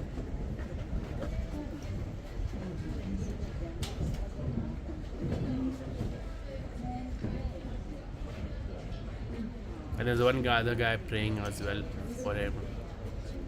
We just look at him, just sitting over there, praying. Like, you know, the prayers are like, it's just so much posture in them, so much respect. And so these are the two lion statues that they have, and they're like, these are the guardians of the shrine or the god or whatever that they said over here. And this guy is the male guardian, male lion. And I know where everyone's looking as soon as I said male. And this one's a female lion. I mean lioness. So we all like, okay. They're like, one is male, one is male. Like, yeah, we're like, this one is male for sure. And this is the line everyone's queued up to take pictures of. I mean, I need to see if I removed. We took a lot of pictures together. I think I removed them. Okay. So yeah, we tried to take as many pictures as we could. There's a lot of queue over here as well. Like everyone just lines up, and then because our tour group was like, yeah, from here you can take pictures or do whatever you want to explore, and once you're done, come back at so and so time. You're like, okay, cool. Again, the pagoda, and then they have these things where you write. I didn't understand what it was because no one was here, but I'm guessing they write your wishes or your prayers, and then they hang it over here, or if it's your good fortune or a bad fortune, they write it down and leave it over here. So anyone who comes to pray, like it helps remove your bad fortune. And then we were just moving on, seeing the shrines. Look at this shrine, another shrine over here, and so neat and clean. Nothing, not a single piece of trash anywhere. I was just fascinated by the cleanliness, man. It's just too good. And yeah, over here you could. This is where I figured out over here. Like you come here, you pay them, and then they give you some. They write paper on a parchment, and then they write your prayers or some 2-3 things that they have categorized. That they pick one, and then they'll write it down, and then that you take, and then you will give as your prayer as an offering or something like that. Very systematic way. You can't just go up and do whatever you want to do. Then we went to a store where I saw this amazing art. Look at this art, dude. Look at this painting. It's just brush strokes, such bizarre brush stroke, but like it just creates a masterpiece, right? Look at this. So freaking cool. So freaking absolutely amazing. Yeah, okay. We will now move on to, yeah, we just saw a lot of shrine. Look at this small little kid just walking by himself. His mom is just putting his tram. So this is where I saw the whole island. So this is where our boat came in. A boat came in here, and I'm guessing this is a hotel or some lodge over here. This is just the village that they have. This is the shrine we went to, and this is the other place that the temple that we saw. This is the pagoda over here, and that's it. This is the only inhabitant land of this place.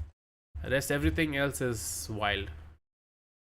Alright, so we came back and then we drove to the Hiroshima Peace Memorial Park. We're going to go to the park first, and then this is the Peace Museum.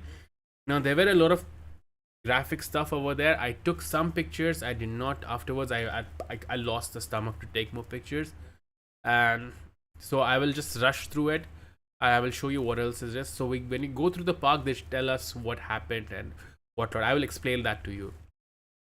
So this is the structure that they kept over there intact, and they preserved it because this was blown out of proportion when this happened. A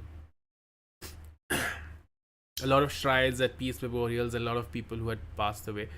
So this structure, as it is, it was a much better, grander structure, but it blew up, and they wanted to like completely evacuate is the right word. What is the right word?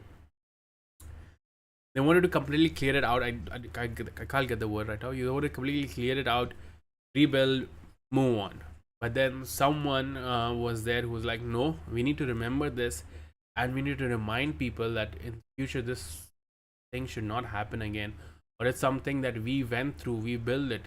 It is something very strong and powerful, and this should be preserved. And so they preserved this as it is. So there will be another picture, another angle that I will be showing it, and I will tell you how. So this tour group, they gave us walkie-talkies and earpieces, so when the tour guide could just speak peacefully, they didn't have to scream on top of their voice, and then they could hear and give us all the information. It was pretty nice.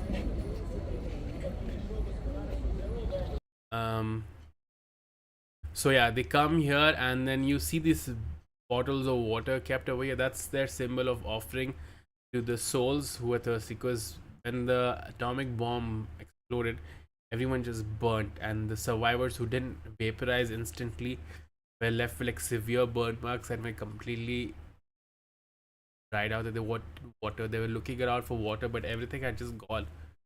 Also, they kept asking for water, and that's when they died.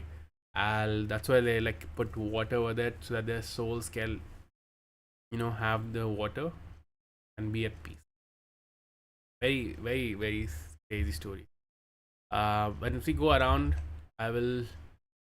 so this is the structure, as you can see over here. This is a whole building, full structure, and this whole thing completely just destroyed. Look at this. It looks like freaking Xavier School. It explode, it just completely just done. This is another structure, memorial for all the children that died that day. Also children who were like taken in for the military. But yeah, a lot of children were also dead that day, and the radiation stayed over there for like almost a year, which infected a lot of people and gave them various diseases, which obviously resulted in deaths. Almost 150,000 people had died because of that one bomb collectively. So they were showing us. We came to this part. Wait, let me see if I can find a picture. Okay, I don't think I have a picture, but roughly somewhere around here. Wow, this is a good identification. But roughly somewhere around here is where the bomb had come and exploded. So atomic bombs, the nuclear bombs, they don't reach the ground. That's what my impression was when they said that they're gonna visit the dome or the park, bomb site. So I was expecting like a whole crater and shit like that. But the nuclear bombs, they apparently explode in air, and because it covers more distance and affects more ground that way, so it explodes in the air. So they're like, it exploded in the air. That's what it's affected this way. From the back side, it's completely broken. From this side, it's still intact. So explodes in the air. And the reason why they chose this spot is because of this bridge over here. This bridge looks like a T. And back then they didn't have the GPS that we have now, so they needed skies to be clear, and they needed this as a X marks the spot, so the T marks the spot, you know, basically.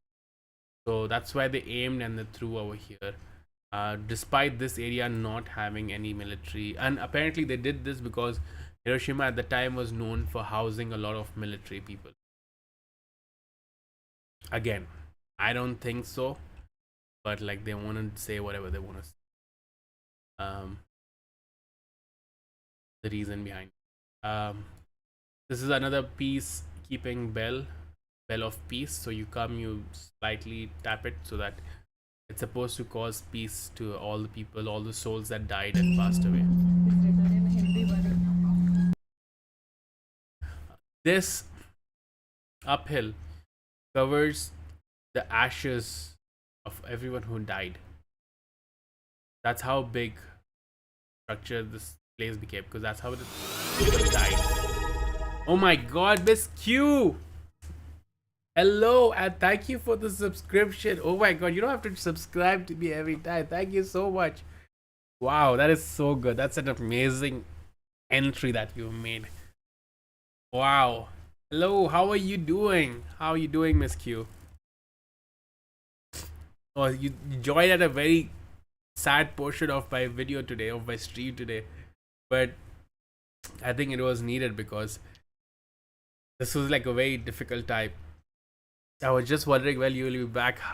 Yes, I was supposed to be. I was back last week, but as you can still hear, this is like I'm still nasal when I'm talking because I've been sick and had fever and stuff. So I've just been recovering, and I was supposed to come back actually almost a week or 2 weeks ago, but the flights got super expensive and I had some work come up, and that's why my holiday got extended.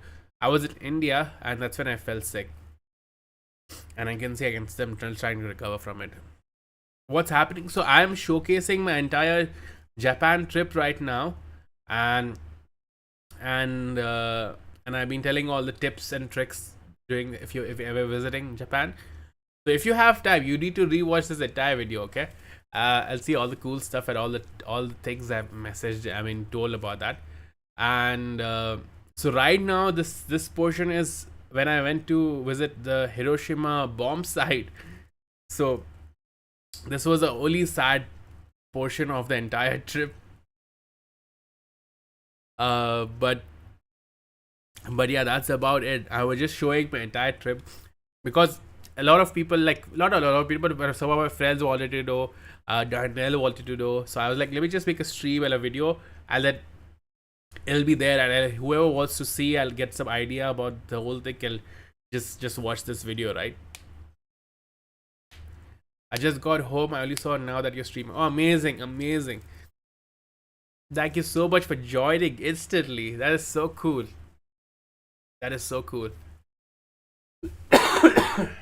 Excuse me. So yeah, I just covered Universal Studios.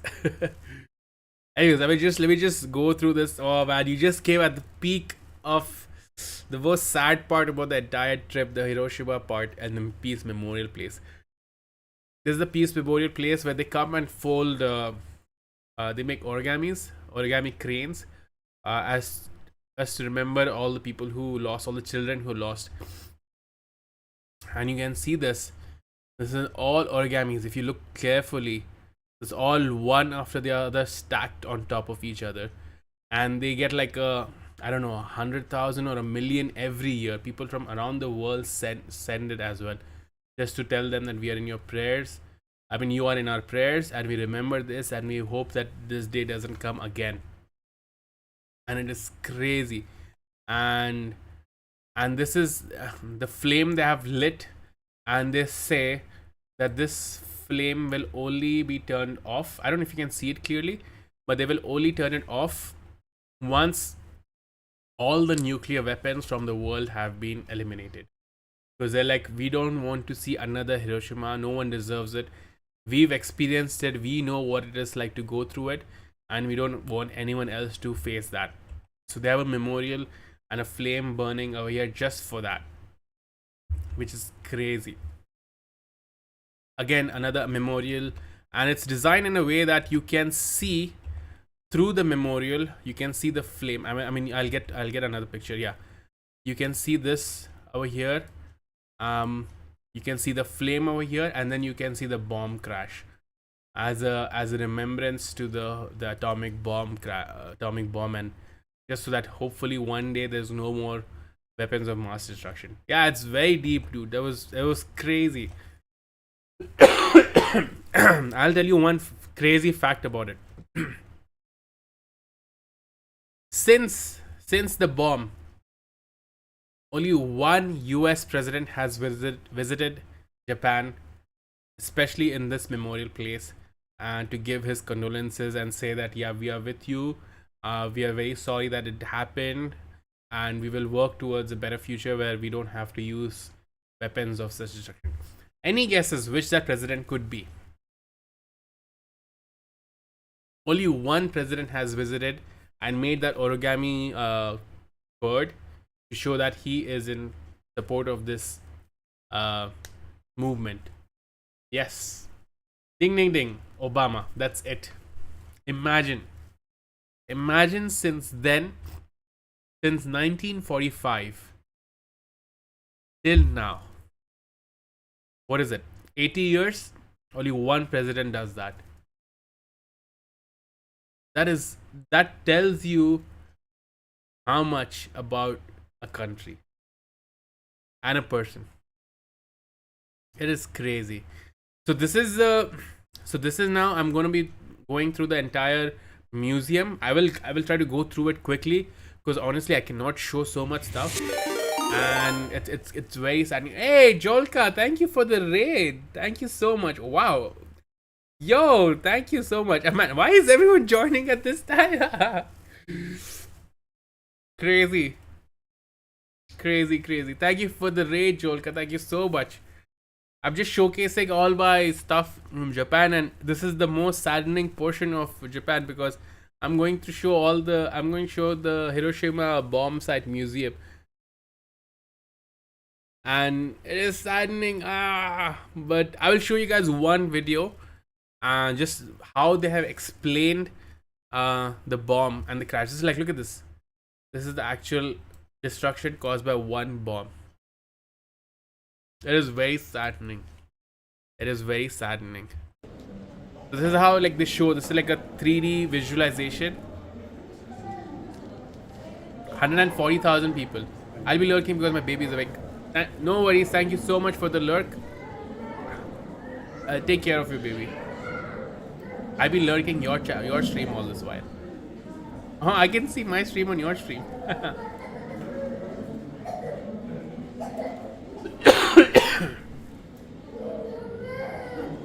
And then you saw the whole thing. This is a target.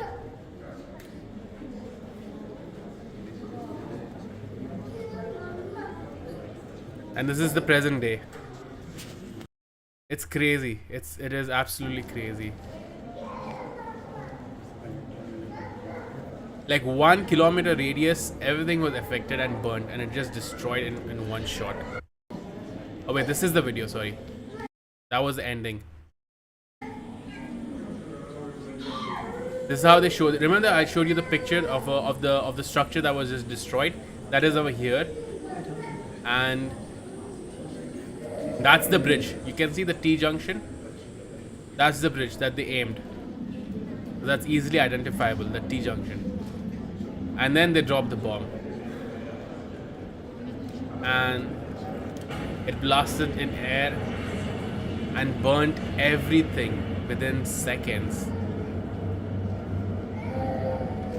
And then it became and then it just became like a hazardous zone. The waves went in, smoke came in, and the radiation just stayed over there for like a year. And people didn't know about the radiation that was there back then, you know. No one knew that bombs causes radiation. So people went in to help. And they ended up having diseases, and it passed on to generations for almost a year. Like another line, which is very sad. Like people just burned instantly when the bomb blasted, you know. Which is crazy. And the fact that it was an atomic bomb. Now we have nuclear bombs, which are like 100 times more stronger, which is crazy. So this was the whole museum. They went through whole step by step how it happened, clothes of people who had survived or who died, actually, all the rubble that they found. I'm just gonna go through it quickly, guys, because this is a very, very sad part. But yeah, like if you are into this history and you want to know, you have to visit and stuff, because yeah. And then how they came back up. I couldn't take more pictures because I was just very overwhelmed. And this is a memorial from the thing. You can see the monks coming in. They probably had prayed over there, and they were probably going to go and pray somewhere else. And this is the structure that happened, where you saw the blast happen. I'll show you the size of this bomb. And this is the second bomb that they dropped in Nagasaki, which is bigger than the one that they dropped in Hiroshima, which is crazy. This bomb weighed around 4.5 tons. It's insane. Look at this. The bridge survived, which is crazy. But this T junction is what was their marker. This is the before and after of the bomb. What it used to be, and then what it became. That is insane. There's more information. I don't think I'm gonna read. Anyways, so we left from there, and we had some fruits on the way. Amazing fruits. Sorry, guys. I have to like change the tone immediately because it's very saddening how things happened over there. You weren't taught enough in school? For sure. I'm pretty sure none of this is taught in US, for sure. Some fruits to brighten the mood. Yes, Miss Q. Oh my god, the fruits over there in Japan are so freaking good. These are like not some like from the market. These are something that they sell in the supermarket, in your grocery stores. Apples, pineapples, so good. Strawberries were just insanely good. Insanely freaking good. And a random Godzilla statue at a train station. I was like, wow. Wow, what is this place, dude? I don't understand. Like randomly there's a Godzilla statue. There's random things everywhere. It's so entertaining. The train station itself are something that you can explore. Every train station feels like a mall. There's something or the other new, and at every train station that you see, every major train station at least. It is important to talk about these things no matter how depressing it is. 100%.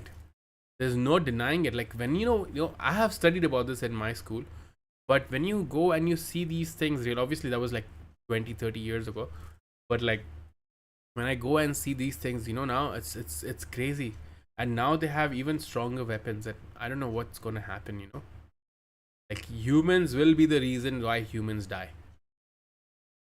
Also, did you know this is a thing? These toys are like in, and they're super trending, and they're super expensive. They're just dolls. Like these are like huge dolls. They're like at least like a meter long in height.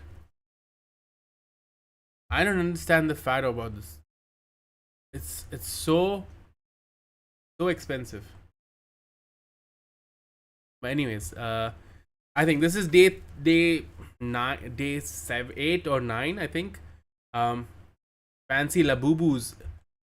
Yeah, exactly. I forgot the name, but yeah, no. You can't even carry them. They're showpieces at your house. Excuse me. They're just showpieces at your house. I don't understand this nonsense. I don't understand this, but it is what it is.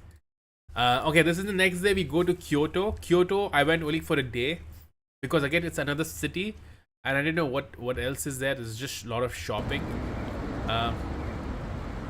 But we went because we wanted to stay in a traditional style house, a traditional Japanese style house, but it was in a flat. But we got a room, and I think it's something we can avoid. Okay, another thing. Look how thin this freaking building is. This is a building. It's one window and then concrete. And that's the width of the building. And it's 4 floors high. I'm gonna lurk for a bit, making dinner. Yes, no worries. Take your time, make your dinner. Yes, this is a video you have to you can listen, you can watch, you don't have to type. It's just a tour video, right? But look at this. Crazy. I was just amazed. I'm like, what are the size of these buildings? Again, another building, just a window. That's it. Just what floors? I don't understand. This probably could be a store, but this is like a residential house for sure. I don't understand. Japan is crazy like that. This is the hotel I stayed in. It's a traditional Japanese place. Our bags. And this was the lobby. Pretty cool, very calm. It feels like you've entered a spa or something like that, you know. And they had their own little shrine. They had the outdoor space, which I didn't get to use because it was raining. But very nice, peaceful, you know, like a spiritual place you can have. Not spiritual, but like you can just like be at peace with. Okay, and they had the tea making ceremony over here, and which I have a video of. Random KF. Sorry, again, dropped my bag. We were not allowed to check in till 3. Dropped my bag. Went out for a stroll. Saw KFC. First time seeing this guy at a KFC store. I don't think I've seen this guy at any KFC store up till now in my life. I forgot his name. It's Uncle Roger or something like that. I don't know. If anyone knows, please let me know. Let me just Google it. What is the KFC guy's name? We in this bitch. Gluttony, bro. How are you doing? It's been a while. It's been a month, bro. It's been a month. I was away. I was on a holiday. I went to Japan, and I'm showcasing my Japan trip. And I forgot this guy's name. Do you know this guy's name? The KFC guy. Uncle Standard or something like that. Rogers, I don't know. So just basic place. Had some ramen noodles, dude. What noodles? I don't know if they look nice, but man, oh man, if they tasted amazing. This is a bowl full, and this is like few minutes later. Completely empty. Just ate everything. I've been sick. I am sick right now. I guess it's in the air, right? Again, some mochi thing we had. Very cool. Soft. So this is my room. I'm just showing you room. Bro, don't invite people to eat. This is my traditional Japanese room that we had. No shoes. No shoes allowed inside the room. This is Japan. Yes, bro, this is Japan. What? Storage, washroom, and then this is the room. Like the proper mats, the Japanese mats. ये अब तक का सबसे बड़ा room. And Japanese style seating. the seating over there. The cupboard, the windows. Oh, this is just so nice to hear them. You know, when you just slide them open, that voice, that wooden voice. It's so and there's no hinges, nothing. There's no steel. It's all woodwork. It's all woodwork. Japanese style. So smooth, so smooth. That's very cool. This was like a traditional Japanese room that I took for a day. This was the most expensive room I had for the entire trip. It costed me roughly like, I think I would say $300, $400 for the night. I think $300 for the night. It's crazy, but it was nice, fun experience. And this was the biggest washroom also I had, where I could actually lie down in a bathtub. Not completely because I'm a giant guy, but still it was fine. Expensive. Yeah, this was the only expensive one. It had a own bathhouse as well in the basement. Own private bathhouse, which is why I guess that's expensive. But otherwise I was like staying in very cheap place. Look at this bathhouse. Look at this. Very nice, chill. You can shower, you can scrub yourself, you get in over there. But the problem is, it's pretty big. It is pretty big. It was very big. The room was huge. This was the biggest room I had. And such nice ambient lightings. I was just amazed by this. I was like, dude, how do I put this in my house over here? But it was very nice. And the breakfast, oh my god. The breakfast was insane. Very traditional Japanese breakfast. Everything authentic. I think they had their natural ingredients or like whatever they had from their own personal gardens. Bro, I ate everything. I did not leave anything. I even ate my wife's portion because she's like, I cannot. Is the bathhouse just for you? No, the bathhouse that you saw is private for the hotel. And that was only for the men. Because men and women have to be separate because you have to go in completely naked. You cannot have any piece of clothing. So obviously I was skeptical about going first. But since I saw there was no one else and it was empty, I went in. Because why not? But then yeah, it's the same thing for women and it's separate. So it's women and men separate. And it's very nice. It was nice warm water. Perfect temperature. And I could just float in there properly. Like I could finally spread my arms and legs, you know. Otherwise it's difficult for me, especially in Japan. Like all other places is so tiny. Like I was telling previously in one of the other rooms that I stayed previously, it was so small. Like even if I went to sit on the toilet seat, I hit my head 2-3 places because it was just so compact. I couldn't fit. Yeah, this food, bro. This food was so good. The best tofu I've had my entire life. The best tofu. Oh my god. It was just melting in my mouth, dude. The strawberry is so good. I don't know what this stuff was. Some pickles and stuff. I just ate it. I was like, it's just melting in my mouth. And then there was this one guy who was doing the official tea ceremony. How they used to make tea and then serve it.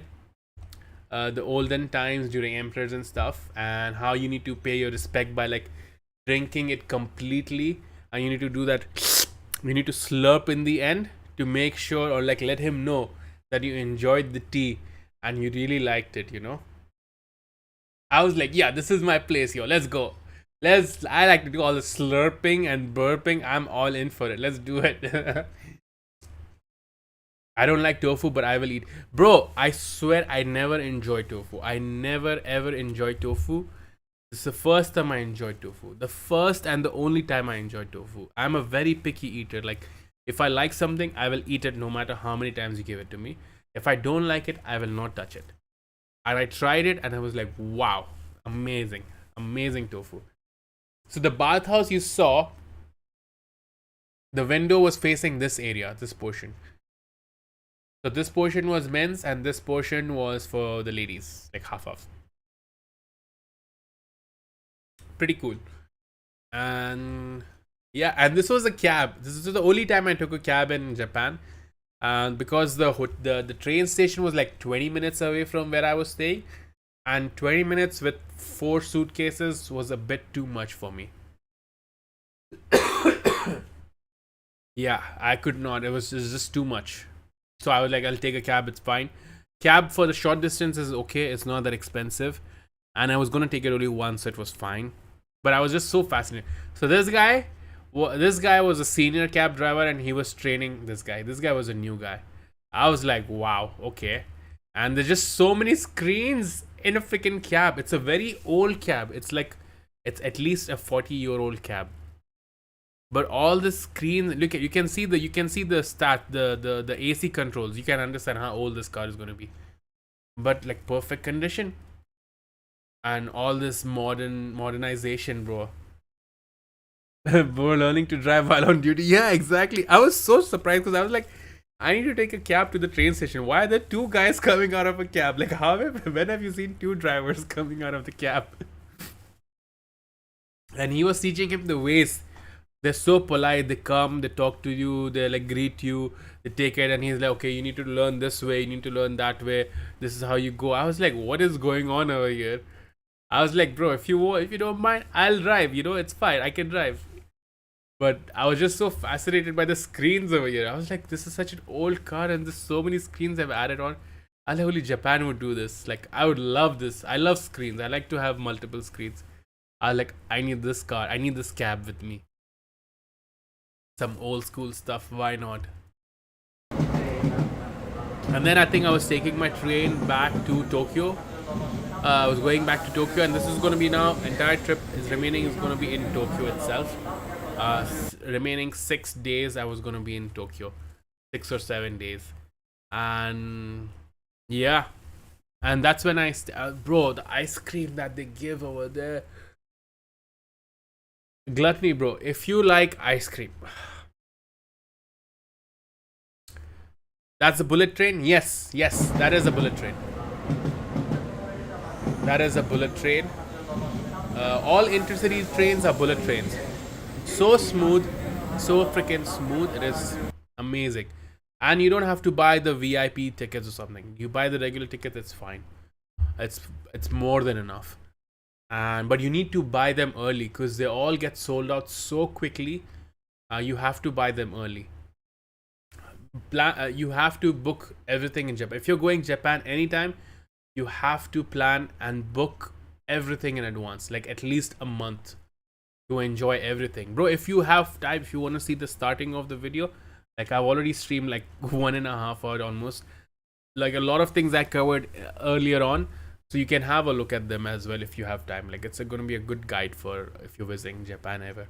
But one thing you need to know, Japan is a place for planners and who plan the whole day and trip and buy things in advance. It's a place for them. You will enjoy and experience everything much better if you do it. If you do that, if you do everything last minute, you're not going to enjoy the best. Like you will have a good experience, you'll have a good time, but it'll not be 100 on 100. It'll be maybe like 70 on 100 or 60 on 100. Always try ice creams. Whenever you go anywhere, you have to try ice creams. Ice creams are amazing. The milk is just too good. Even if you have plain vanilla ice cream, it's amazing. And on our way back, we also saw Mount Fuji, because you can book that in your train. When you're booking your tickets, you can book Mount Fuji side. And I booked it. You don't have to pay extra for it because it's just the side of the seat. You don't have to pay extra for it. And I booked it. And unfortunately, because it was cloudy, you cannot see the peak of Mount Fuji. This is what I was telling you earlier when we did visit Mount Fuji, how lucky we were to have a clear day, so we could see Mount Fuji from all sides.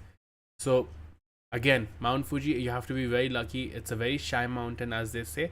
There's a lot of clouds all the time, but if it's a clear day, you get to see Mount Fuji completely in all its glory. But that day, unfortunately, we could not. So luckily, I didn't feel bad for... Luckily, it was fine because I didn't have to pay extra for the Mount Fuji side tickets. Otherwise, I would be disappointed if I was going to pay extra. But still, you can see, like, you can't see the top part, the main part of Mount Fuji. Anyways, I landed to the train station, which was right below my hotel for the next 7 days. This was the only international chain I stayed in. Until then, I was staying... Yo, Gluttony, whoa, what the hell was that? Shit, what just happened? Yo, 100 bits. Thank you. Oh shit. Thank you so much, brother.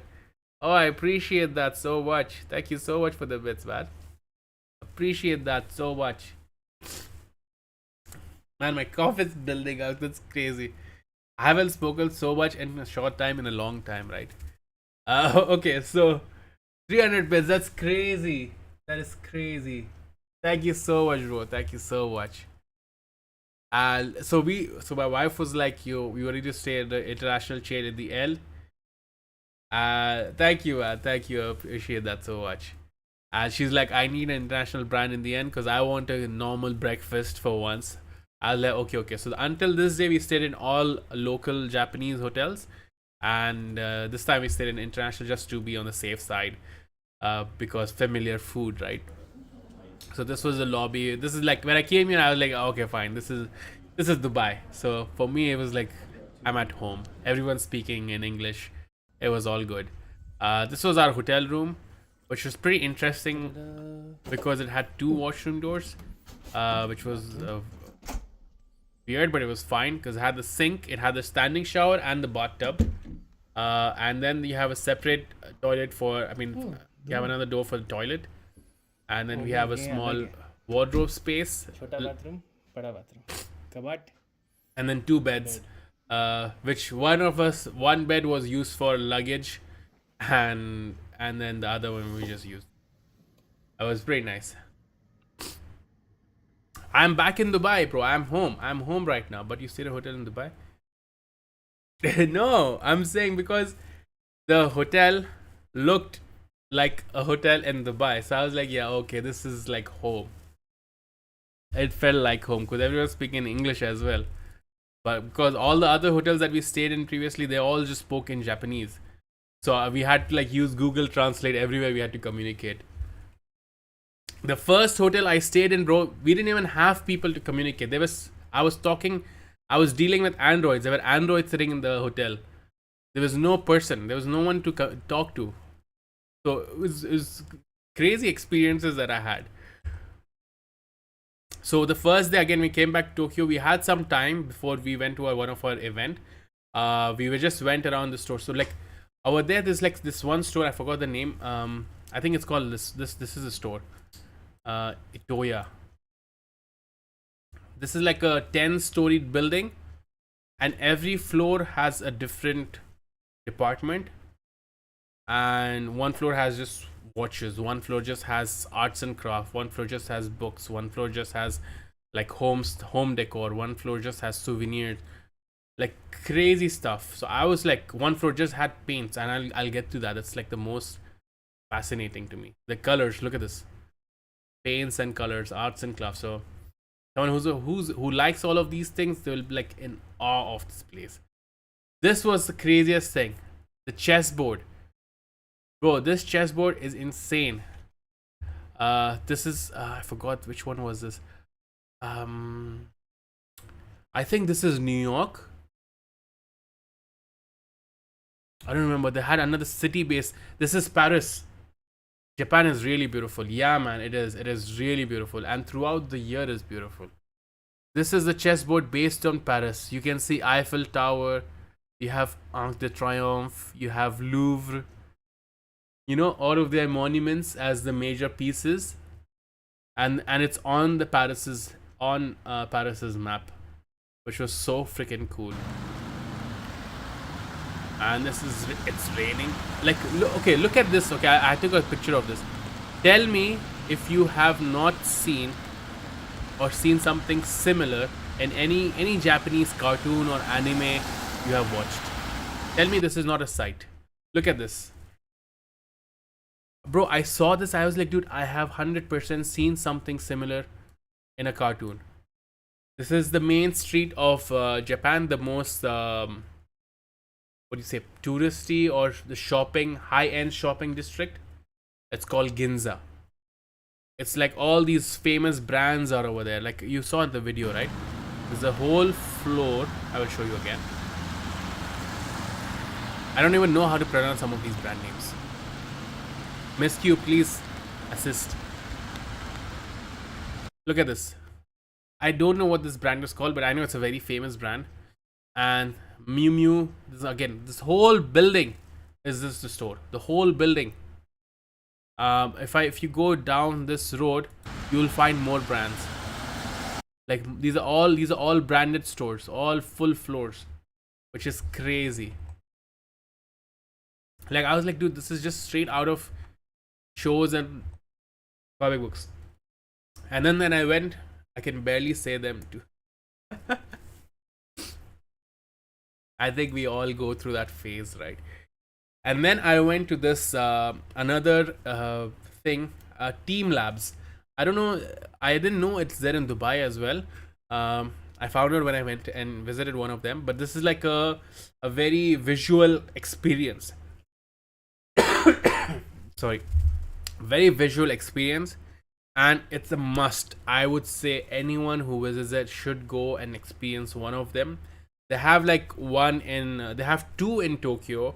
There's one in Osaka or somewhere, and there's maybe another one in Kyoto. But I would highly recommend. You have been to one this in UK? Yeah, I'm sure they have. And I went over here. This was Planets, and this was very nice. It was so good. So I don't know if you'll be able to see most of it because it's all dark. But I will try to go through them as quickly as possible. So they have 4 sections over here. They have one water area, forest, and garden.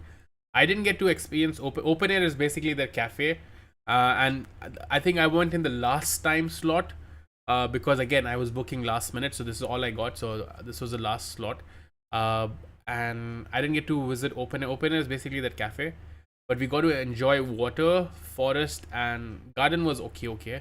Garden was also decent, I would say, but it was so good. And in water section, you need to walk barefoot. So if you're going there, you need to like wear shorts or like something you can easily roll up. And they have lockers so you can remove your shoes and socks and put it inside. So that's not a problem.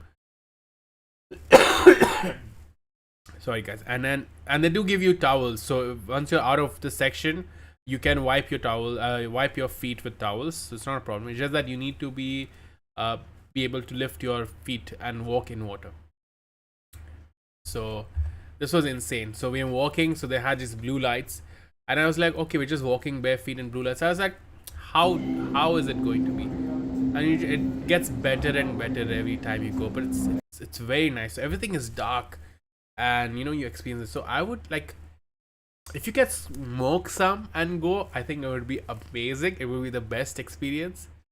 But even if you can't, which I could not, but like if you can find something that'll get you in that that zone a little bit, I think you will enjoy this even more. Oh my god. So this is something I'm walking uphill, and there's just lights, and it's like you're walking up a waterfall of sorts. It was the first experience where we walked in water like that. Like the only time I experienced like this in like water parks, but that's not a proper experience. Like this was different. And there's like a whole waterfall happening over there, and again there's just water over here, and you're just walking through it. No, this is just a flat platform.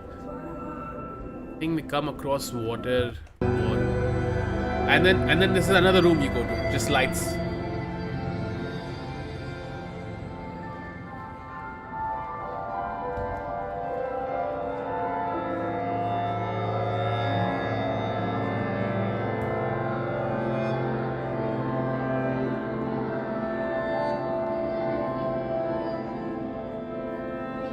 Like in this room alone, I could have spent an hour just in this room. This is why I was like, if you can smoke some and go, amazing. Because this kind of rooms are just so freaking good.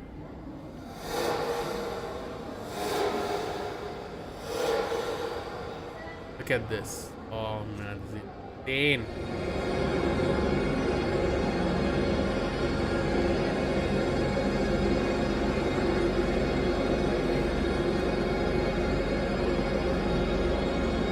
And there's like mirrors everywhere. Look at this. It's crazy, dude. It's crazy.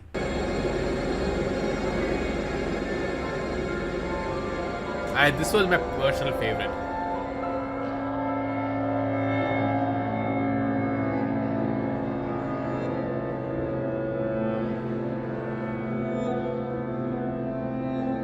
Like you're so mesmerized by this. You can just stand there and just stare at it for like for a while. For sure. I think this is when I started. Yeah, this is again in water. I think we come across a room. You see, I'm walking in water, yeah? Yeah, oh yeah, wait. Keep walking. Oh my god. Look at this. Oh my god. This is all on water. This is all on freaking water, dude. And you see this fishes, right? Look at this. It comes, crashes, and then it starts swimming away from you. Bro, this was insane. Insane. I just love this one. This was so good. So freaking good. Again in a random ballroom. You can see people are still bare feet. We're still in the water section, by the way. Random balls colored. If you hit them, they change colors. It's just a flow of them. And then this one was insane. This is a very long video, so I'll try to skip through some of it.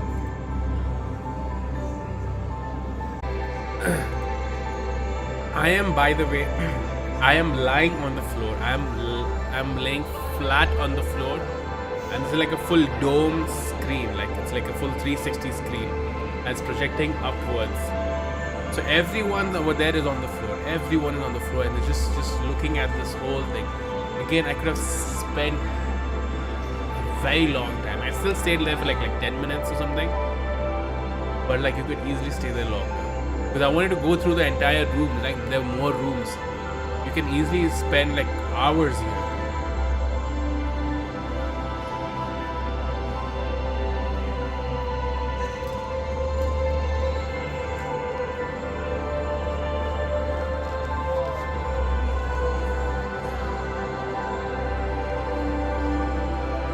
Honestly, like gave me that interstellar vibes. You see now this guy's walking over there.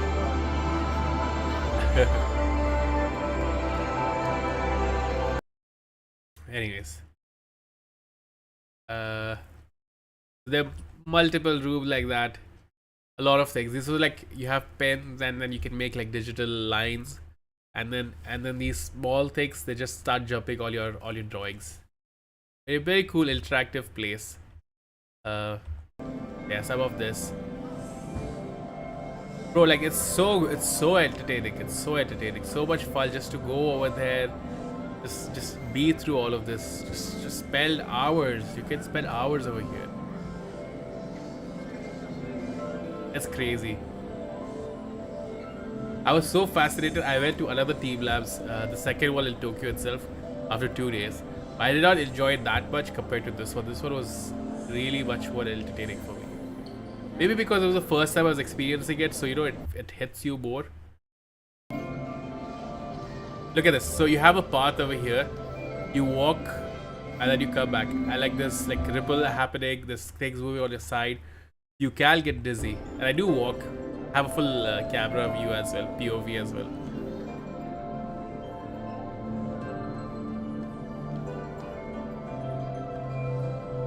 And you start getting dizzy over here. But I was walking on the more difficult one because the cubes were smaller.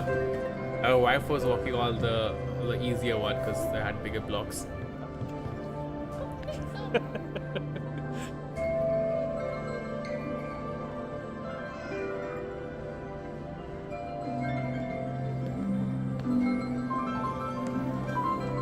This was slightly easier though. I'm gonna give it that. There's another one I try later on, or maybe not today, not at this one, maybe the next one. We were not allowed to take cameras at that. That was this one, yeah, this one. This was very difficult. Because the thing is wobbly and it bounces, and you get so dizzy, and you can only step on the same color. You cannot switch colors. You have to go on the same colors only. So I think I took the yellow route. It was the longest one.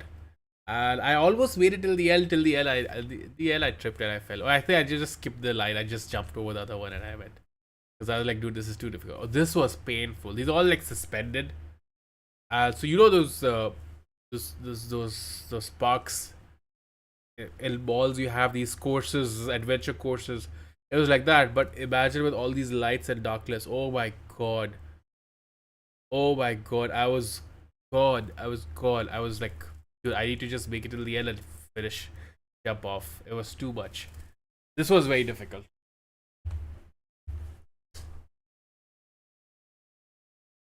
Sensory overload. Yeah, exactly, dude. There was just too much happening. I enjoyed it so much.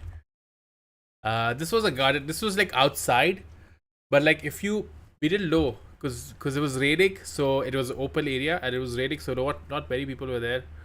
But the security over there, while the eld, he was like, you need to hit these eggs. Imagine taking edible going there. Yeah, exactly. That's what I've been saying. Like you need to smoke some or like consume something and go. You'll enjoy this even more. So the guys, like if you hit or touch these eggs, they play a sound. So you need to like you can like hit multiple of them at a time and then they will play a tune. Which I did not realize, which we could not because it was raining and we all had to like rush inside. Because it started raining over there. And we were already pretty wet while waiting in line for this. Again, in this one, I went for a slot at 8:30 p.m. and they did not let us stand in the queue to enter until 8 p.m. So you have to be there just half an hour ahead because there were like people queued up for hours before. I thought if I go early, they will let me in. I'll be like, okay, go, just join the line and go. They're like, no, your slot is at 8:30. You have to be at 8:30 itself. You cannot enter before that. I was like, dude, come on, man. Let me just go in and leave first. Nope. This is a hanging garden, by the way. I can still not understand. Look at this.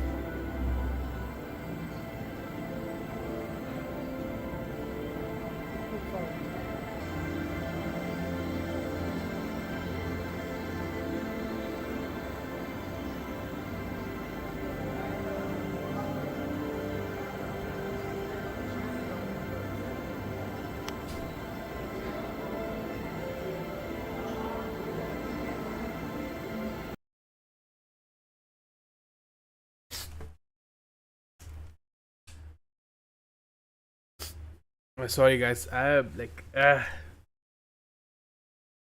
my cough is just catching up. Bro, sadly I gotta go. But it was good seeing you after so long. I hope you feel better soon. Hopefully next time I can hang out more. Yes, for sure. Thank you so much, Miss Q, for the sub. First of all, thank you so much. Means a lot to me. And yes, thank you for joining. And hopefully I'll see you soon. We're gonna be starting our Borderlands new character soon. Maybe tomorrow onwards. So yeah, I'll see you again for sure. And yes, please do watch rewatch the VOD on YouTube as well. I think YouTube will be a safer bet to watch. And then yeah, enjoy the video. You can easily do it while you're eating or sleeping, whatever. Or when you're traveling. But thank you so much for joining, Miss Q. Always nice to have you over here. Thank you so much. So that, by the way, they're farming these things. Sorry, I'm just like I want to go through this because my entire system is like acting up right now. So I want to like end the whole trip today as soon as I can. So yeah, these plants don't need to be potted, by the way. That's the uniqueness about it. So this whole thing, they're not potted. These are all plants that are growing, and they are like growing them, and they grow like that, just like that by themselves, which was so crazy. They're all unpotted. They just grow by themselves, like insane. And you can buy some of them and take it with you, but then I was like, dude, I am not doing any of this nonsense. It's not happening. I don't have a green thumb. It's not gonna happen. Peace out, Miss Q. Thank you so much. Much love to you as well. Look at this. They have framed it and they just grow like this. Isn't this insane? And then this is the artwork and the open area that I said that they had. But by the time I finished this, they closed everything. They were like, no, you need to leave, everything's shut. And man, oh man, that night was a very bad night because we were completely wet waiting in line first, and then inside we went, it was cold, and we came back out again, we got wet, and oh boy, it was insane. This is the next day. I think I don't know which one. I ended up coming out of the same store because I was trying to find where are we going? By the way, this is Sony's headquarters. This is Sony's main building. How cool is this? Looks like a giant PS5, right?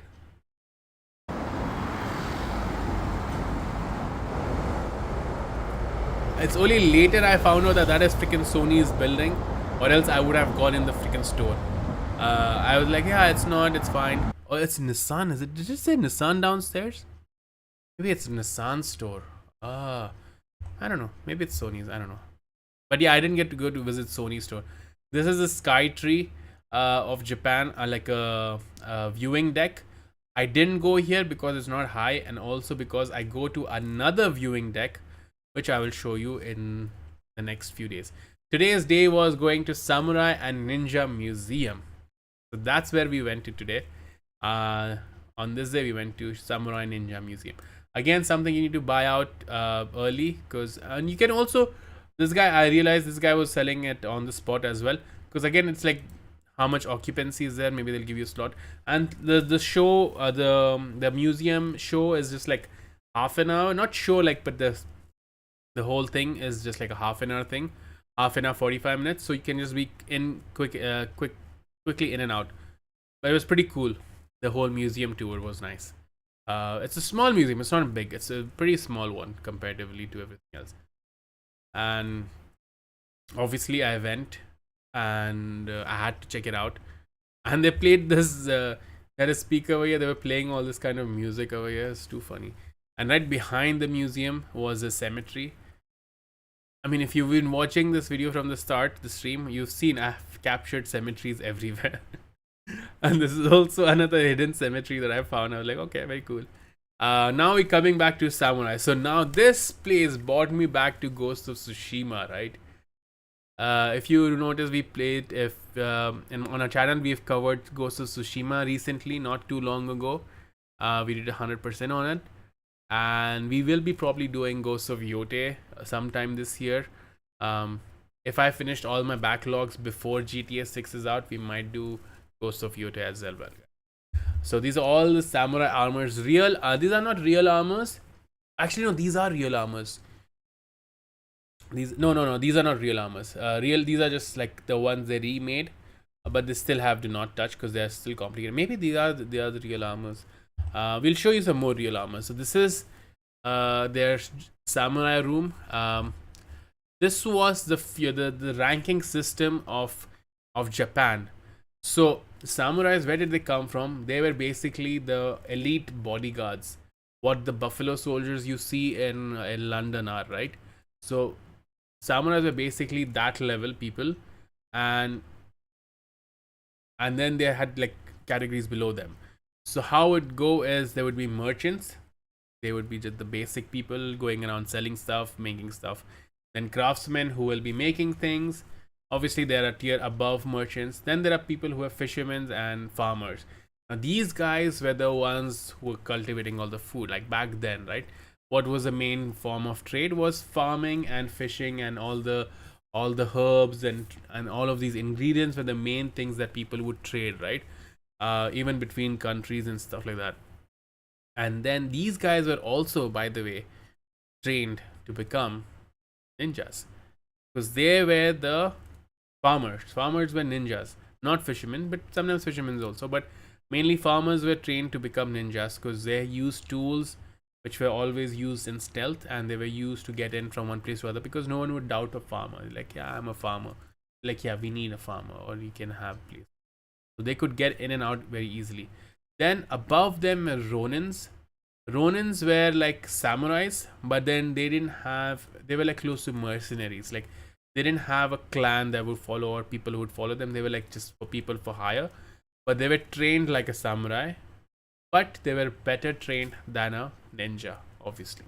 Above them would be samurais, who were the warriors, the noble people. You have to be the most noble and righteous people to be a samurai. Above them were Dayamo. They were like leader of clans. So these guys would have like 4 samurais or 5 samurais, and then each would have like people under them, so on and so forth. And above the Dayamos were shogun. Shoguns were mainly the rulers of Japan, head of the samurais. And above them were emperors. Emperors were basically like some countries, where presidents are just the namesake, but the true power is with the prime minister. So that's what emperors were. They are the presidents. Like they were just a symbolic leader. They didn't have, because these guys first were the rulers, okay, and then they had samurais under them, and then they're like, we're spending too much time and money on samurais and training them. I don't want them. No one is attacking me. Screw it. So, but emperor's military head was then this guy came across shogun. He was like, dude, this guy is weak and I need to be taking charge, because if you're going to be so weak and like least bothered about military and stuff, people will come and take over. So then that's how the shogun was formed, and they became the head of samurai who kept clan leaders in check, and that's how the Daimyo came. And then those guys had samurais under them. Samurais, then there were ronins, fishermen, farmers, craftsmen, merchants. Now, fun fact: samurai. How does one become a samurai? Samurai, you can only be a samurai if you were born a samurai family. That is it. Or if you marry a samurai, and then your child, or then you can become a samurai. There is no other way to become a samurai. You have to be born or wed into a samurai's family. That's it. And only men could be samurai. So yeah, that is crazy fun fact, by the way. This is all the history of the Japan emperors. The oldest emperor is considered like the god or something like that. And the history of wars and stuff. So earlier, samurais were supposed to be archers, by the way. The first samurais were actually trained to be archers, which you see in Ghost of Tsushima, because there was an archer build, and you're like, dude, why the hell is a samurai, using bow and arrow? I was like, no, I don't want to use a bow and arrow. I'm a samurai. Funnily enough, samurais were the first. The archers were the first samurais. Crazy, right? Samurai in the world. Seppuku harakiri is basically the way they kill, or suicide, or they say like, okay, I'm done, I don't want to be a samurai, is they have this short blade and they cut off their stomach and then they kill themselves, or the other person who once they defeats them in battle has to do the same thing, basically like an honorary way of a samurai to go. These are stages of samurai. I'm not going to explain the whole history of samurai. This is a great swordsman. These are real samurai swords, by the way. Old katanas. Old katanas. And some of them are for sale as well. These are original armors. And this is another room for the ninjas, but I didn't get to explore that much. These are the actual swords. These used to be the olden swords. Huge giant ones. Then they made it shorter because they could not wield and use it very quickly. And these long swords were technically only ever used for like one-on-one combats. They were never used in battles. In battles, they would use spears, bow and arrow spears, and then they would use a short sword. These giant swords were only used for like a one-on-one duel, basically, and only for showcase. So basically, yeah, these are real armors, and this one was the second most expensive armor.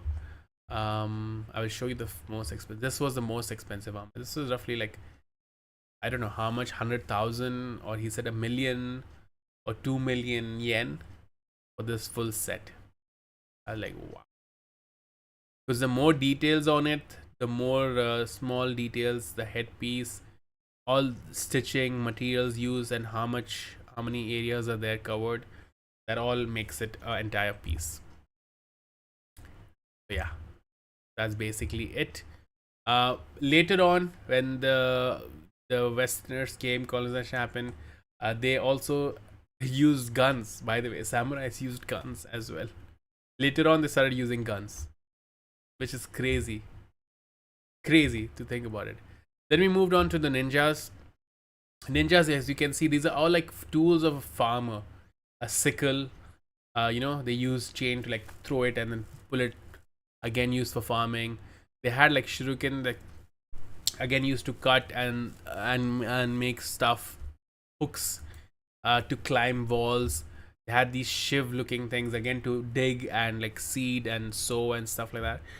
So that's how these armory came into a ninja's arsenal. Like these kind of things became a ninja's arsenal. They are farmers' tools basically. Are there female ninjas? Yes. One important question. How to become a ninja? A lot of effort and commitment. Only one can become only a one can only become a ninja if she is born in a ninja family, in a ninja class. If you were born in ninja community, you could become a ninja. Training requires a lot of effort. Today there are no ninjas in Japan because ninjas mostly work for samurai who disappeared after the Meiji restoration. So there's no longer samurais. I mean, there might be some in the lineage if they look for it, but no one is called out as a samurai anymore. And since there are no more samurais, there's no more rodents, there's no more other guys below them, there's no more ninjas. So these guys all come below them, right? There are only two ninja family in Japan, Iga and Koga. They're the clans basically. But like no one trains or becomes. We had a small session with through Shuriken. You'll see a video where I absolutely absolutely failed at throwing a ninja star. My first throw actually did land on the target. Like I was actually aiming for this one, but it at least got stuck over there. The second throw, I completely waffled. As you can see, many people fail. It's not easy to throw freaking shit, throw these ninja stars. There was a boss guy too. Was nice to see boss. There's a welding machine for sriracha hot sauce. What else do you want in life? Hot sauce on the go. Alright. And then again some more wagyu. Halal wagyu. I went to eat some wagyu. It was so good. Then I think this is the only time I went to a temple. There's a lot of temples everywhere. I think one is enough for I think if you're just a tourist, because there's so many temples, it's more or less going to be the same thing. So you want to just like capture everything as much as you can, as quickly as you can. So this was the biggest temple in the city. So we went over there. Pretty cool. A lot of people over there dress up as these, you can see this traditional outfits, and they have the whole hair and makeup done, and they have a photographer and stuff. Again, something you need to pre-book and buy online ahead of time. You cannot do this on the spot. And you can spend the day. Even the guy gets the outfit, and they can do that same thing. Pretty cool. They had like drawings on the roof, on the ceilings, and stuff like that. We did a luck test. This was a shrine.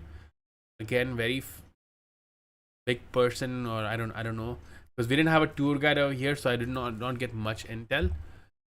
You need to have tour guides for some of these places, so you get. But I had an idea what this would be, right? And this is a temple. The whole place was filled. It's very busy because down here is a busy marketplace, and I came through a side entrance because I went to the museum and stuff. But people who come to the shrine, a temple, usually they come to the station ahead, and then they walk down this path.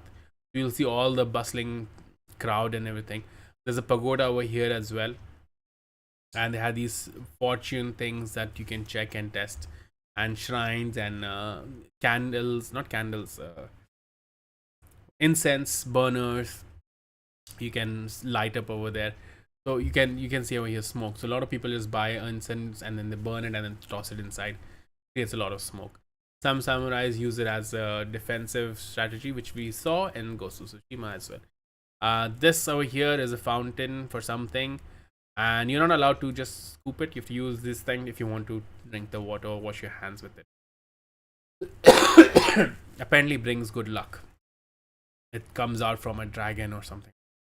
Again, if you don't have a tour guide, you're gonna miss out on some information. So you need to figure out, at least get audiobooks so you can walk through the thing and understand what these things are. Right? And then I had this ice cream. Pretty good, mango ice cream. This was not that great. A matcha ice cream. Again, I didn't understand what the hell this was. I took a picture. It looked like a freaking computer chip. But yeah, it's fine. Whatever it is. And then I think I was taking my way back, just looking at the city, admiring the city. And this is the first day I think I took a metro back home. And metro is above ground. Otherwise, I was taking underground. Above ground, you see a whole different side of Tokyo. So if you're visiting Tokyo, do always try to take a metro at least once, because you will explore and see Tokyo from a different angle and a different point of view, which will be like, wow, there's so much more to the city, which you completely miss out when you're going underground and you're just walking on the streets going to your point of interest, right? You should take a metro and see everything above it as well.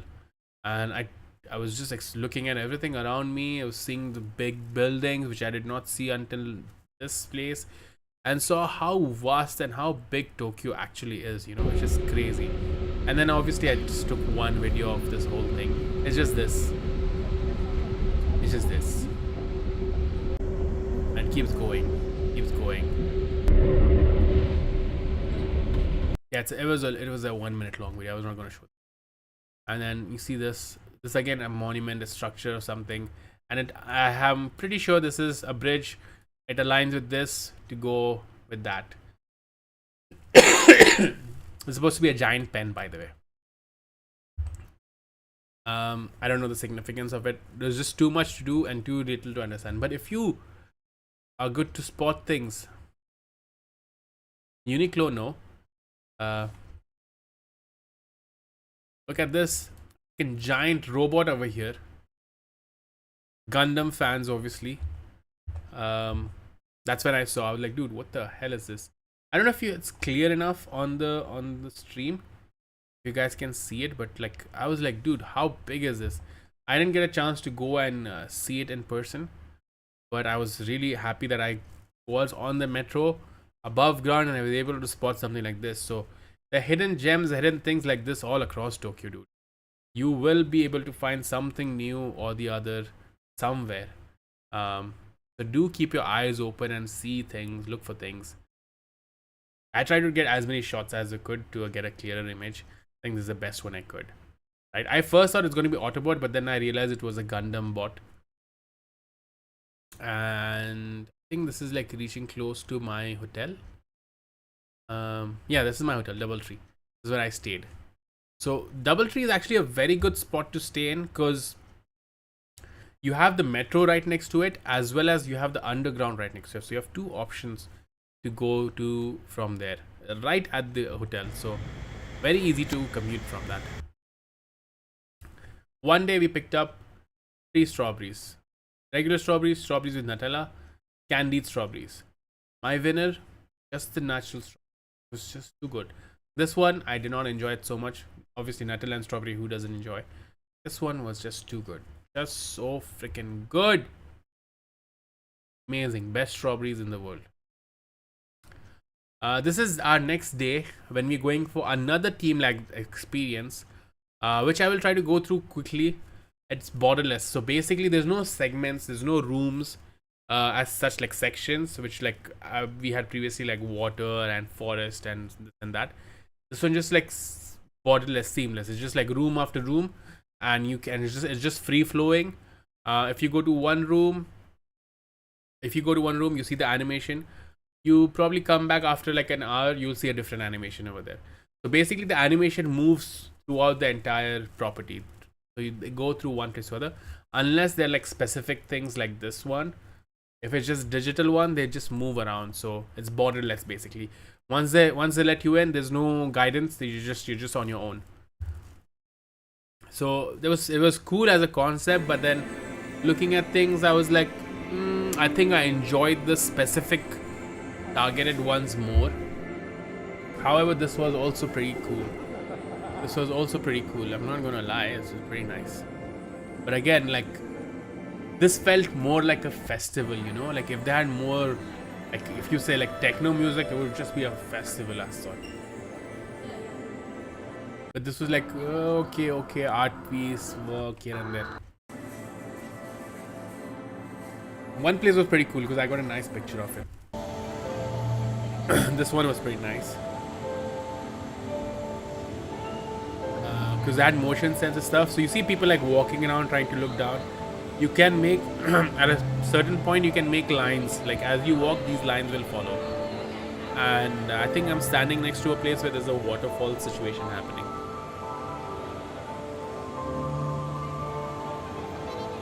Yeah. So again, people line up over here as well. So you want to like, you want to get some good shots, you have to queue up, man. You have to queue up. So I just sat there, you know, I just sat there for like a while. You're like, just watch. So you just sit there, like people just sit over there and just looking because the animation changes. But if you sit for a while, you'll get to see the whole animation start rotating again, repeating. That's when you know you've seen all the animation. So you can just move on to the next room. You can even do that way. Very cool. So just more of this. I'm not going to show everything because then if you ever do visit, then what's the point of you seeing everything? You've already seen it. But it's very cool and very nice, picturesque. Personally, I enjoyed the previous one more than this. But then it could also be because I went there first. So that could also be a thing. This was a sick animation. It got me super dizzy though. It got me super dizzy. But it was pretty nice. It was a very nice, huge area that had this whole animation going on, which was pretty sick. Like you have to pop something in and go over here. You will have a good time for sure. This was very cool because this is interactive. So you see all these sketches, you see all these things. The actual sketches, you can make your own sketches. Like they have the outlines of and then you color them and they scan it and then they pop it in, so it stays up for like an hour or so. So you will see wait, I made this shark. Okay, I was thinking I'm gonna be unique, and this my wife made this with all the initials of all my nieces and nephews. And then you see my shark over here, and then the jellyfish. And then after some time we came back here. I was like, no, I want to make something else, because then I saw a lot of gray sharks swimming around. I was like, come on. But until then I didn't see any gray shark. So all of this, you can see this bottles. Now this one had like sharp edges, like cubes and stuff. But again, it was all right. Okay. I mean, I make it sound like it's not that impressive, but like it is impressive. But it's your choice, right? What do you want? This was a small tea room that they had, and the tea room also had like a little bit of animation thing going on. Give us tea, and because I'm guessing the tables are like heat, what do you call it?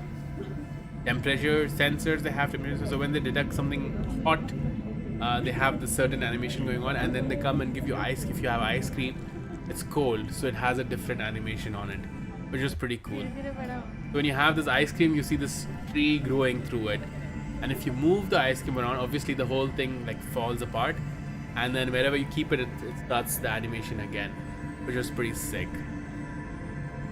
Very cool. So then I went again for a round 2. I had to promote my channel, guys. Come on. I had to promote my channel, my Twitch. So I went and made this as colorful as I could, so it stays there. And then I put it, and it's there. I'm like, yeah. I was hoping someone would open it up, but I'm guessing it did not work right. I mean, I did a decent job, right, with the whole YouTube logo and Twitch logo. Anyways, let's move on.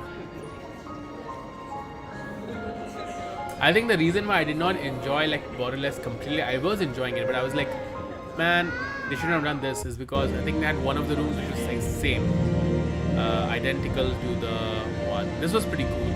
There's like orbs moving around. This kind of reminded me of Final Fantasy X, one of the jungle sequences. I don't know why it reminded me of that. And this room was like something similar to the previous one, so that's why I was like, I'm gonna take out points from this Team Labs experience. But it was slightly different, but again, more or less on the same end. I'm gonna just skip through this stuff. This was pretty like, you know, trippy as hell, very trippy. But like when you experience this in real, you see differently. You know, you will feel like you're moving in and out. Maybe on screen you don't realize it, but yeah, in real you will feel it that way. Another some artwork here and there. I'm gonna skip through them. Oh yeah, this is the one. They had like mist and light. Like, isn't this like a room for like a techno nightclub or something like that? Isn't this like a place we're gonna party for sure? Like, I wish they put some pumping music, but then they want to keep that experience of like, you know, that goosebumpy experience. So this is a picture of me, my wife. She was really fascinated by my pony that I made, the hairdo. Yeah, let me get some picture for you. You can use that as a new profile picture, which I think I need to do. Yeah, I need to update my profile picture, I guess. Maybe one of these would be in for a change. Look at this. The globe thing that we saw. This is a picture of my wife. I managed to get this. I'm very proud of this picture. This is pretty cool. They changed colors as well, but only white and warm light. And there were like a lot of people just taking me. Again, in this room, they said you cannot stay here more than 2 minutes. You have to move around. You have to keep going and exit. So yeah. So did that. Came after that, we were done. Left out. Saw this random building in the middle of the whole city. I'm guessing this is a 5-star hotel or something. Yeah, definitely a hotel. Look at these structures. I think after this I went to another store which makes oh wait which made actual samurai swords, and the older one they were selling is so expensive, dude. So expensive and so heavy. I wanted to buy, but so heavy. I was like, nuts. I'll not be allowed to carry it. And good, I did not, because apparently I'm not allowed to bring it to Dubai.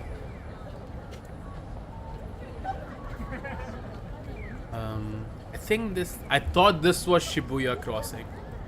I thought, to my understanding, I thought this looked like Shibuya crossing. There's like so many crossing things, but it's not. It's like a Timu's Shibuya crossing. It is like Shibuya crossing, but minus the public. It's like barely any public. You know, honestly, it's actually, now that I think about it, it's almost the same size as it. Maybe even more. Maybe even more.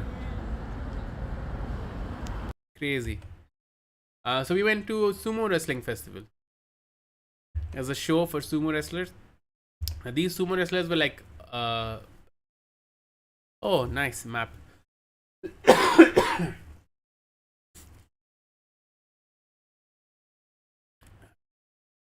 It's a nice one. They had like retired sumo wrestlers who are no longer like pro. They've had that time, and they're doing a nice show to explain us, teach us about sumo wrestling, how it works, the points and stuff. So again, I think these guys are supposed to be there who are fighting, but here they look like very big and chunky, but when they came out they were like all skinny comparatively. So like, what happened? This was like them in their in their peak, in the prime. Obviously they're no longer in their prime now. This guy looks somewhat similar, but like, man, these guys are strong. Shiro, this guy, he is, it says 3 star, but dude, I feel like his agility is 5-star for sure. Crazy 7-star. This guy is pretty cool. Who's the other guy? I think Kaito. No, not Kaito. This guy, Hakuyo. Yeah, we were like, Hakuyo. Yeah, he's not that crazy. He was all right. Anyways, so they got us in. They asked us to like order some. They gave us like one free drink, and then they said order your food or whatnot. And we can order food throughout, and it's just QR code, and they will bring it to your table, and you can eat and enjoy. And it was a very fun event. You have to experience this because they make you like interact so much. I was on that ring so many times. I think people got tired of seeing me participate. So this guy was MC was pretty solid. He was like taking us through the entire thing. So he's introducing the sumo wrestlers. This guy, he's gonna be showing up. He's our wrestler for the day. The two wrestlers, they're introducing them. They're showing their techniques. They have the introduction video. And then he shows up. This guy is we're like, why is he so skinny? But he's also like 120 kg or something. But these guys are like, this is the only fat that they have, by the way. This fat is only here. This all is muscle, just pure muscle, dude. It is crazy. But this was the other guy. They're supposed to throw pillows over here to show your support, telling us what are the words and the slangs that you need to use to show your support and how you support. And this, when we started, the whole place was silent, and by the end, everyone was cheering and screaming. And that's me participating. They just like participate. I'm like, sure, why not?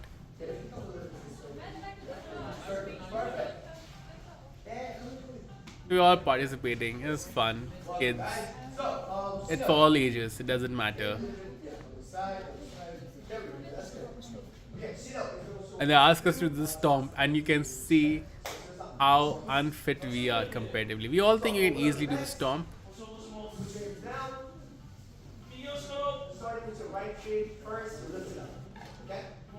Here we go.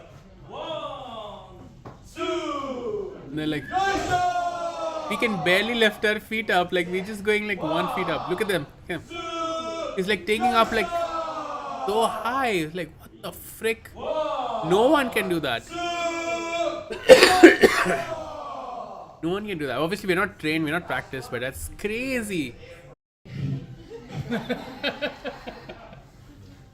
And this guy is really funny. He was like, Whoa, whoa, whoa, whoa! Yeah! So I have the whole video, like a lot. They say like take as many with you as you want. We don't mind, but like it's crazy. Like look at them. They have to push each other. But it's not so easy to push them.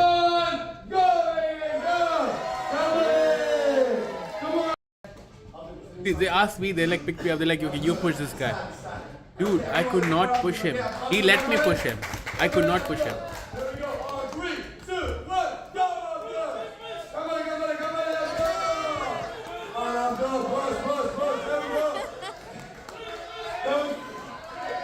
Look at him. He's joking. He's toying with me.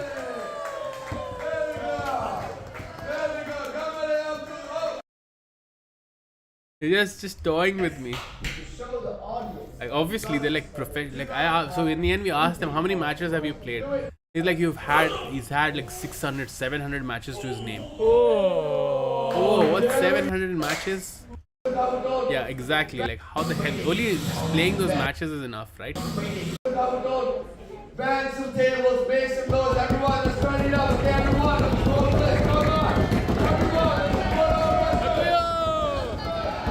I think it's like round 2 of 3 or 3 of 3, I don't remember. Final round. They both have 1 point each. 1.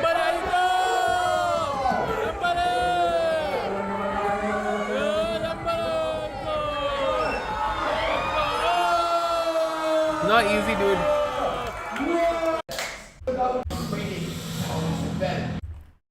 Then they asked all the audience to come and play and dress as sumo wrestlers. It was pretty fun, man. It was pretty fun. Like, look at me. I'm like bigger than them in height, but then they had more weight than me apparently. but they were like, obviously they had just muscles and all that years of training. Like both of them had like combined like maybe 1200 or like 1300 matches to their name. It's crazy. Another very fancy building. Went for food and then found someone who's making milk tea. I like, please bring me that tea.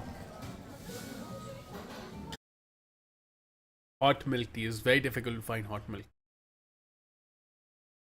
Anyways, moving on, saw Louis Vuitton stores and all of these branded stores, huge. Like if you want to do all these fancy brand shopping, you go to this place called Ginza. That's the place for all these fancy brands. It's like very posh area, very like all these Bulgari, Louis Vuitton, all these brands are there. Bulgari, sorry, not Bulgari. And on the left also, these are all branded places. I was like, yeah, this is not for me. Definitely not for me. Then the next day we went to Shibuya. And this is, I think, we are towards the end of our trip, by the way. We have only few more things to show because we were like done and didn't have tickets for anything else, and everything else was sold out, and we were like done, and I was like vague above my budget as well because again, last minute booking, so I had to pay extra premium for that. And yeah, so we went to Shibuya Sky. Remember I told you earlier that we'll be going, there's a viewing deck, the Sky place, but we didn't go, we went to somewhere else. So yeah, we went, this is the place I was talking about. Another viewing deck goes to the rooftop, and this is the highest point in Tokyo. This was the first entry slot. I took the first entry slot. It opens at 10. I was there at 9:30, and still like I was one of the first one in line. And I think at 11 o'clock or 12 o'clock, by the time I came down, they said done for the day. Like no more entries for today. Everyone had entered. I was like, this is crazy. So yeah, this is the top. I thought this is the top. This is Shibuya Crossing. I thought this is not Shibuya Crossing. Shibuya Crossing. This is I think what we saw earlier. Shibuya Crossing is on the other side. I didn't get a higher angle. I'll try to see if I can spot it over here. I thought this is Shibuya Crossing. I was like, oh, okay, this is not that bad. It is not Shibuya. This is the animation that the lift ceiling had. When you look up in the lift, in the elevator that takes us to the sky, this is what the animation was playing. I was like, at that point I thought this is the height, but no, we were going to the top, and this made more sense, right? And once you reach the top, then you see how big Tokyo is and what all is there. Like, look at this, how high I am. Look at this. Now you see the height of this place. I don't know if you can see it clearly. But this is Tokyo, dude. As far as the eye can see, it is Tokyo. It shows you the scale of Tokyo, how big it is, how humongous it is. And I will do a 360 view of Tokyo. Don't worry about that. Here we go. This is all of it is Tokyo.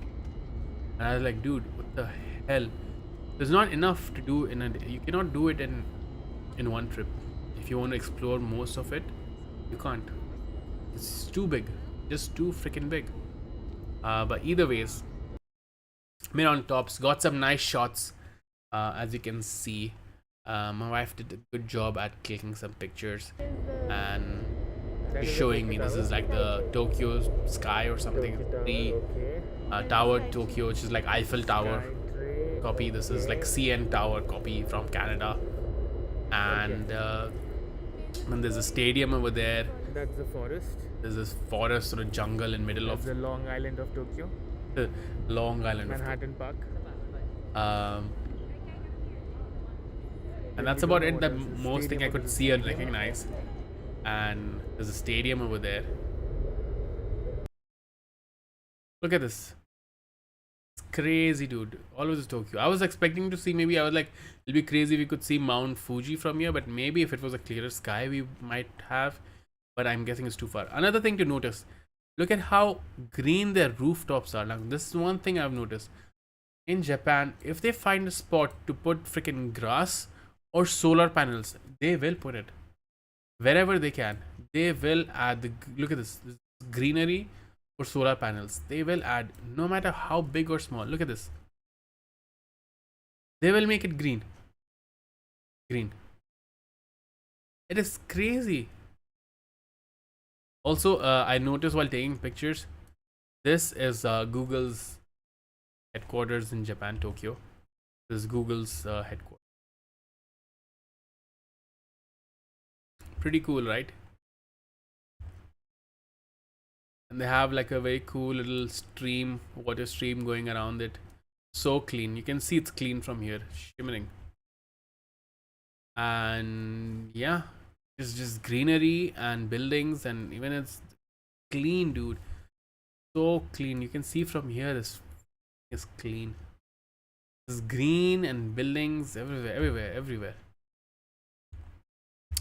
Look at this. The small roof is green. Small roof, green. Solar panels, green. They don't leave any spot, any chance to put anything green on there. A little look like a boss picture. Alright, we can move through some of my pictures quickly. I did not expect so many pictures to be there. This is Shibuya Crossing. Much bigger, more people. And I'm pretty sure there's a lot of videos on YouTube, but again, since it's morning, it's daytime, there's not much crowd over here.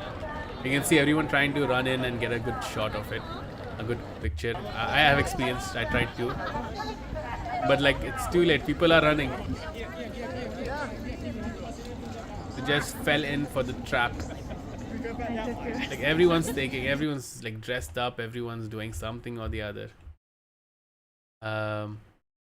Then we came to another store, a lot of stuff. This is like a good store, I forgot the name, but like everything at like a discounted price. It's very famous. Well, you can just scan this and you'll find out where it is. No. This is, yeah, that was one full floor. I spent like shopping for like gifts and souvenirs. I even bought a bag from there. I'll show maybe in the next video or next stream. Then I went to this store because it's Pokemon Center. So this entire floor had all gaming outlets, all gaming stores. Pokemon Center, Capcom, One Piece, Sega, Sony, whatever. Only gaming platforms and their merchandises. Official Japanese merchandises. Look at this Mewtwo over here. So sick. At the entrance. Crazy. This is Monster Hunter Wilds. That's Sega in the background. That's Godzilla next to it. I am standing in Capcom. It's crazy. All gaming merch, right? Look at this Monster Hunter Wild poster. Look at that. Sick. Look at this Ryu full poster over here. Look at this Godzilla statue. Godzilla store, Shibuya. Sega. Nintendo, of course. Link is there. This is a suitcase I bought for myself. It's a Gengar suitcase. Pretty cool. The only modified car I saw over there, they have these Tokyo night events and nights, and you can see cars and showcases over there. You need to buy tickets. Again, sold out. Couldn't buy, couldn't find, couldn't have time. And you see these carts that just went. Oh, big news for that. Big tip. If you want to drive those carts on the streets, first thing, you need to have a valid driver's license. Second, you need to get an international driver's license. Yeah, that's about it. You need to have an international driver's license. If you don't have, they will not let you. No matter which country driver license you show, they will not let you. And then you can wear costume. They give you options. So everyone needs to have license, whoever's driving. So if someone who cannot drive, they will not let you drive. This is Shibuya Crossing at night. You see the difference of how many people have come over here? It's full now. It's full.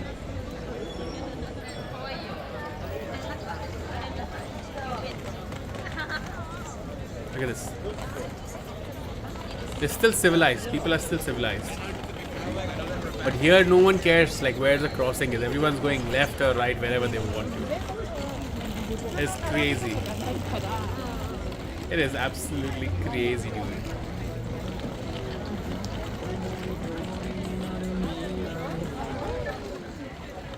Anyways, this is our train back home. And the next day it rained, so we stayed in and we were like completely tired and rained out. And we were like, it's raining. I don't want to go because the night we had before when the team labs day, we were wet and we were like, we did not enjoy. So it was raining, it stopped, it rained, it stopped, it rained, it stopped. I don't like the rain. If you're getting wet, no, it's not worth it. Right, so one day we stayed in and the next day we went to this is our second last day. We went to the electronic store. This is the biggest electronic store. Each floor is separate section, separate things. I've looked for things. Most of the stuff I get here in Dubai, and in fact I was getting it for cheaper, so I was like, I did not buy many things from there, just for a few toys. Look at this PC. This is a freaking Shark Cool Master Shark X PC. Look at the price on it. Definitely more expensive than what you can find anywhere else. And look at this amazing looking body, but like it's completely open from the base, and I don't think it has a slot for graphic. There's no graphic cards attached to it. Base, no graphic cards, but it's a very sick looking piece. Another PC. It's like a shape of a shoes, a sneaker. So cool, right? And amazing custom Xbox controllers. I bought Pokemon soft toys, not soft toys, but like showpieces, for my shelf whenever I do make one. And this was the last day. We were like, okay, let's just go and eat something. We've done all the shopping, so we were like, okay. So my wife's like, this is pancake place which is very famous. We're like, cool, let's go there. Went over there, got token number 134. This is the queue. The token number that was going on was 70 something. They said come back after 3.5 hours. I was like, what? So we took the token number, and they have this online thing which you can on live track how long it is. They said don't close the tab, and they will get back to you on email. And when they just 10 people left before you, they will tell you please come back to the store. Obviously by then I was somewhere else, and 3.5 hours, I'm not going to linger around in that place where I have nothing else to do. So I went somewhere else altogether, walking, found a new place. I walked to another side of Japan. I forgot what it's called. It's another famous thing. Found these pancakes. Amazing pancakes. What beautiful pancakes. So soft. So tasty. On top of that with the strawberries. Oh, too good. And we ate. It was in this street. Again, very busy marketplace next to a train station underground. And you can do all your shopping stuff, eat a lot of stuff. Too much crowd though. And that's about it. And this is my train ride back to the airport, where I saw a Ferris wheel out of in the middle of nowhere. And then this is it. This was my seat, and they played the same Pokemon thing, safety guide, and this was our flight back to India, which was 2 weeks ago. And yeah, man, this was my trip to Japan. I hope you enjoyed the stream, guys. Thank you all for joining, whoever did join and showed up, and for the stream and for the raid and everything. I appreciate it so much, guys. It means a lot to me, and I hope my video has been helpful. I know it's too long, really long, but see, imagine I just spoke through all of it and went through all the pictures and videos, and it took so long. Imagine when you're over there, there's so much to do. There's so many things you have to see and remember, and so just keep in mind that you have to book everything in advance. Everything is accessible online. You can buy a SIM card right at the airport, and those SIM cards are just for like data SIM cards. I bought a SIM card which was like, it had 2 weeks, 15 days validity, and it gave me 100 GB data, more than enough for anything. I could have probably live streamed this entire trip, but then my battery was draining out like crazy. And you're not allowed to carry around portable chargers, or they don't sell that anymore. So you want to enjoy the place. You just want to get to places, take a few pictures, and videos, enjoy, have a good time, experience it. Please plan everything in advance. Please book everything in advance, at least a month in advance. At least if you can do earlier, dude. And definitely visit. It'll be a nice change of atmosphere, good weather, very polite people, such a clean city. Please do not throw your trash anywhere. Keep your trash in your bag. Carry a backpack. Keep your trash in your bag. When you get to your hotel, throw it over there and enjoy. It's a nice place. Good food, good vibes.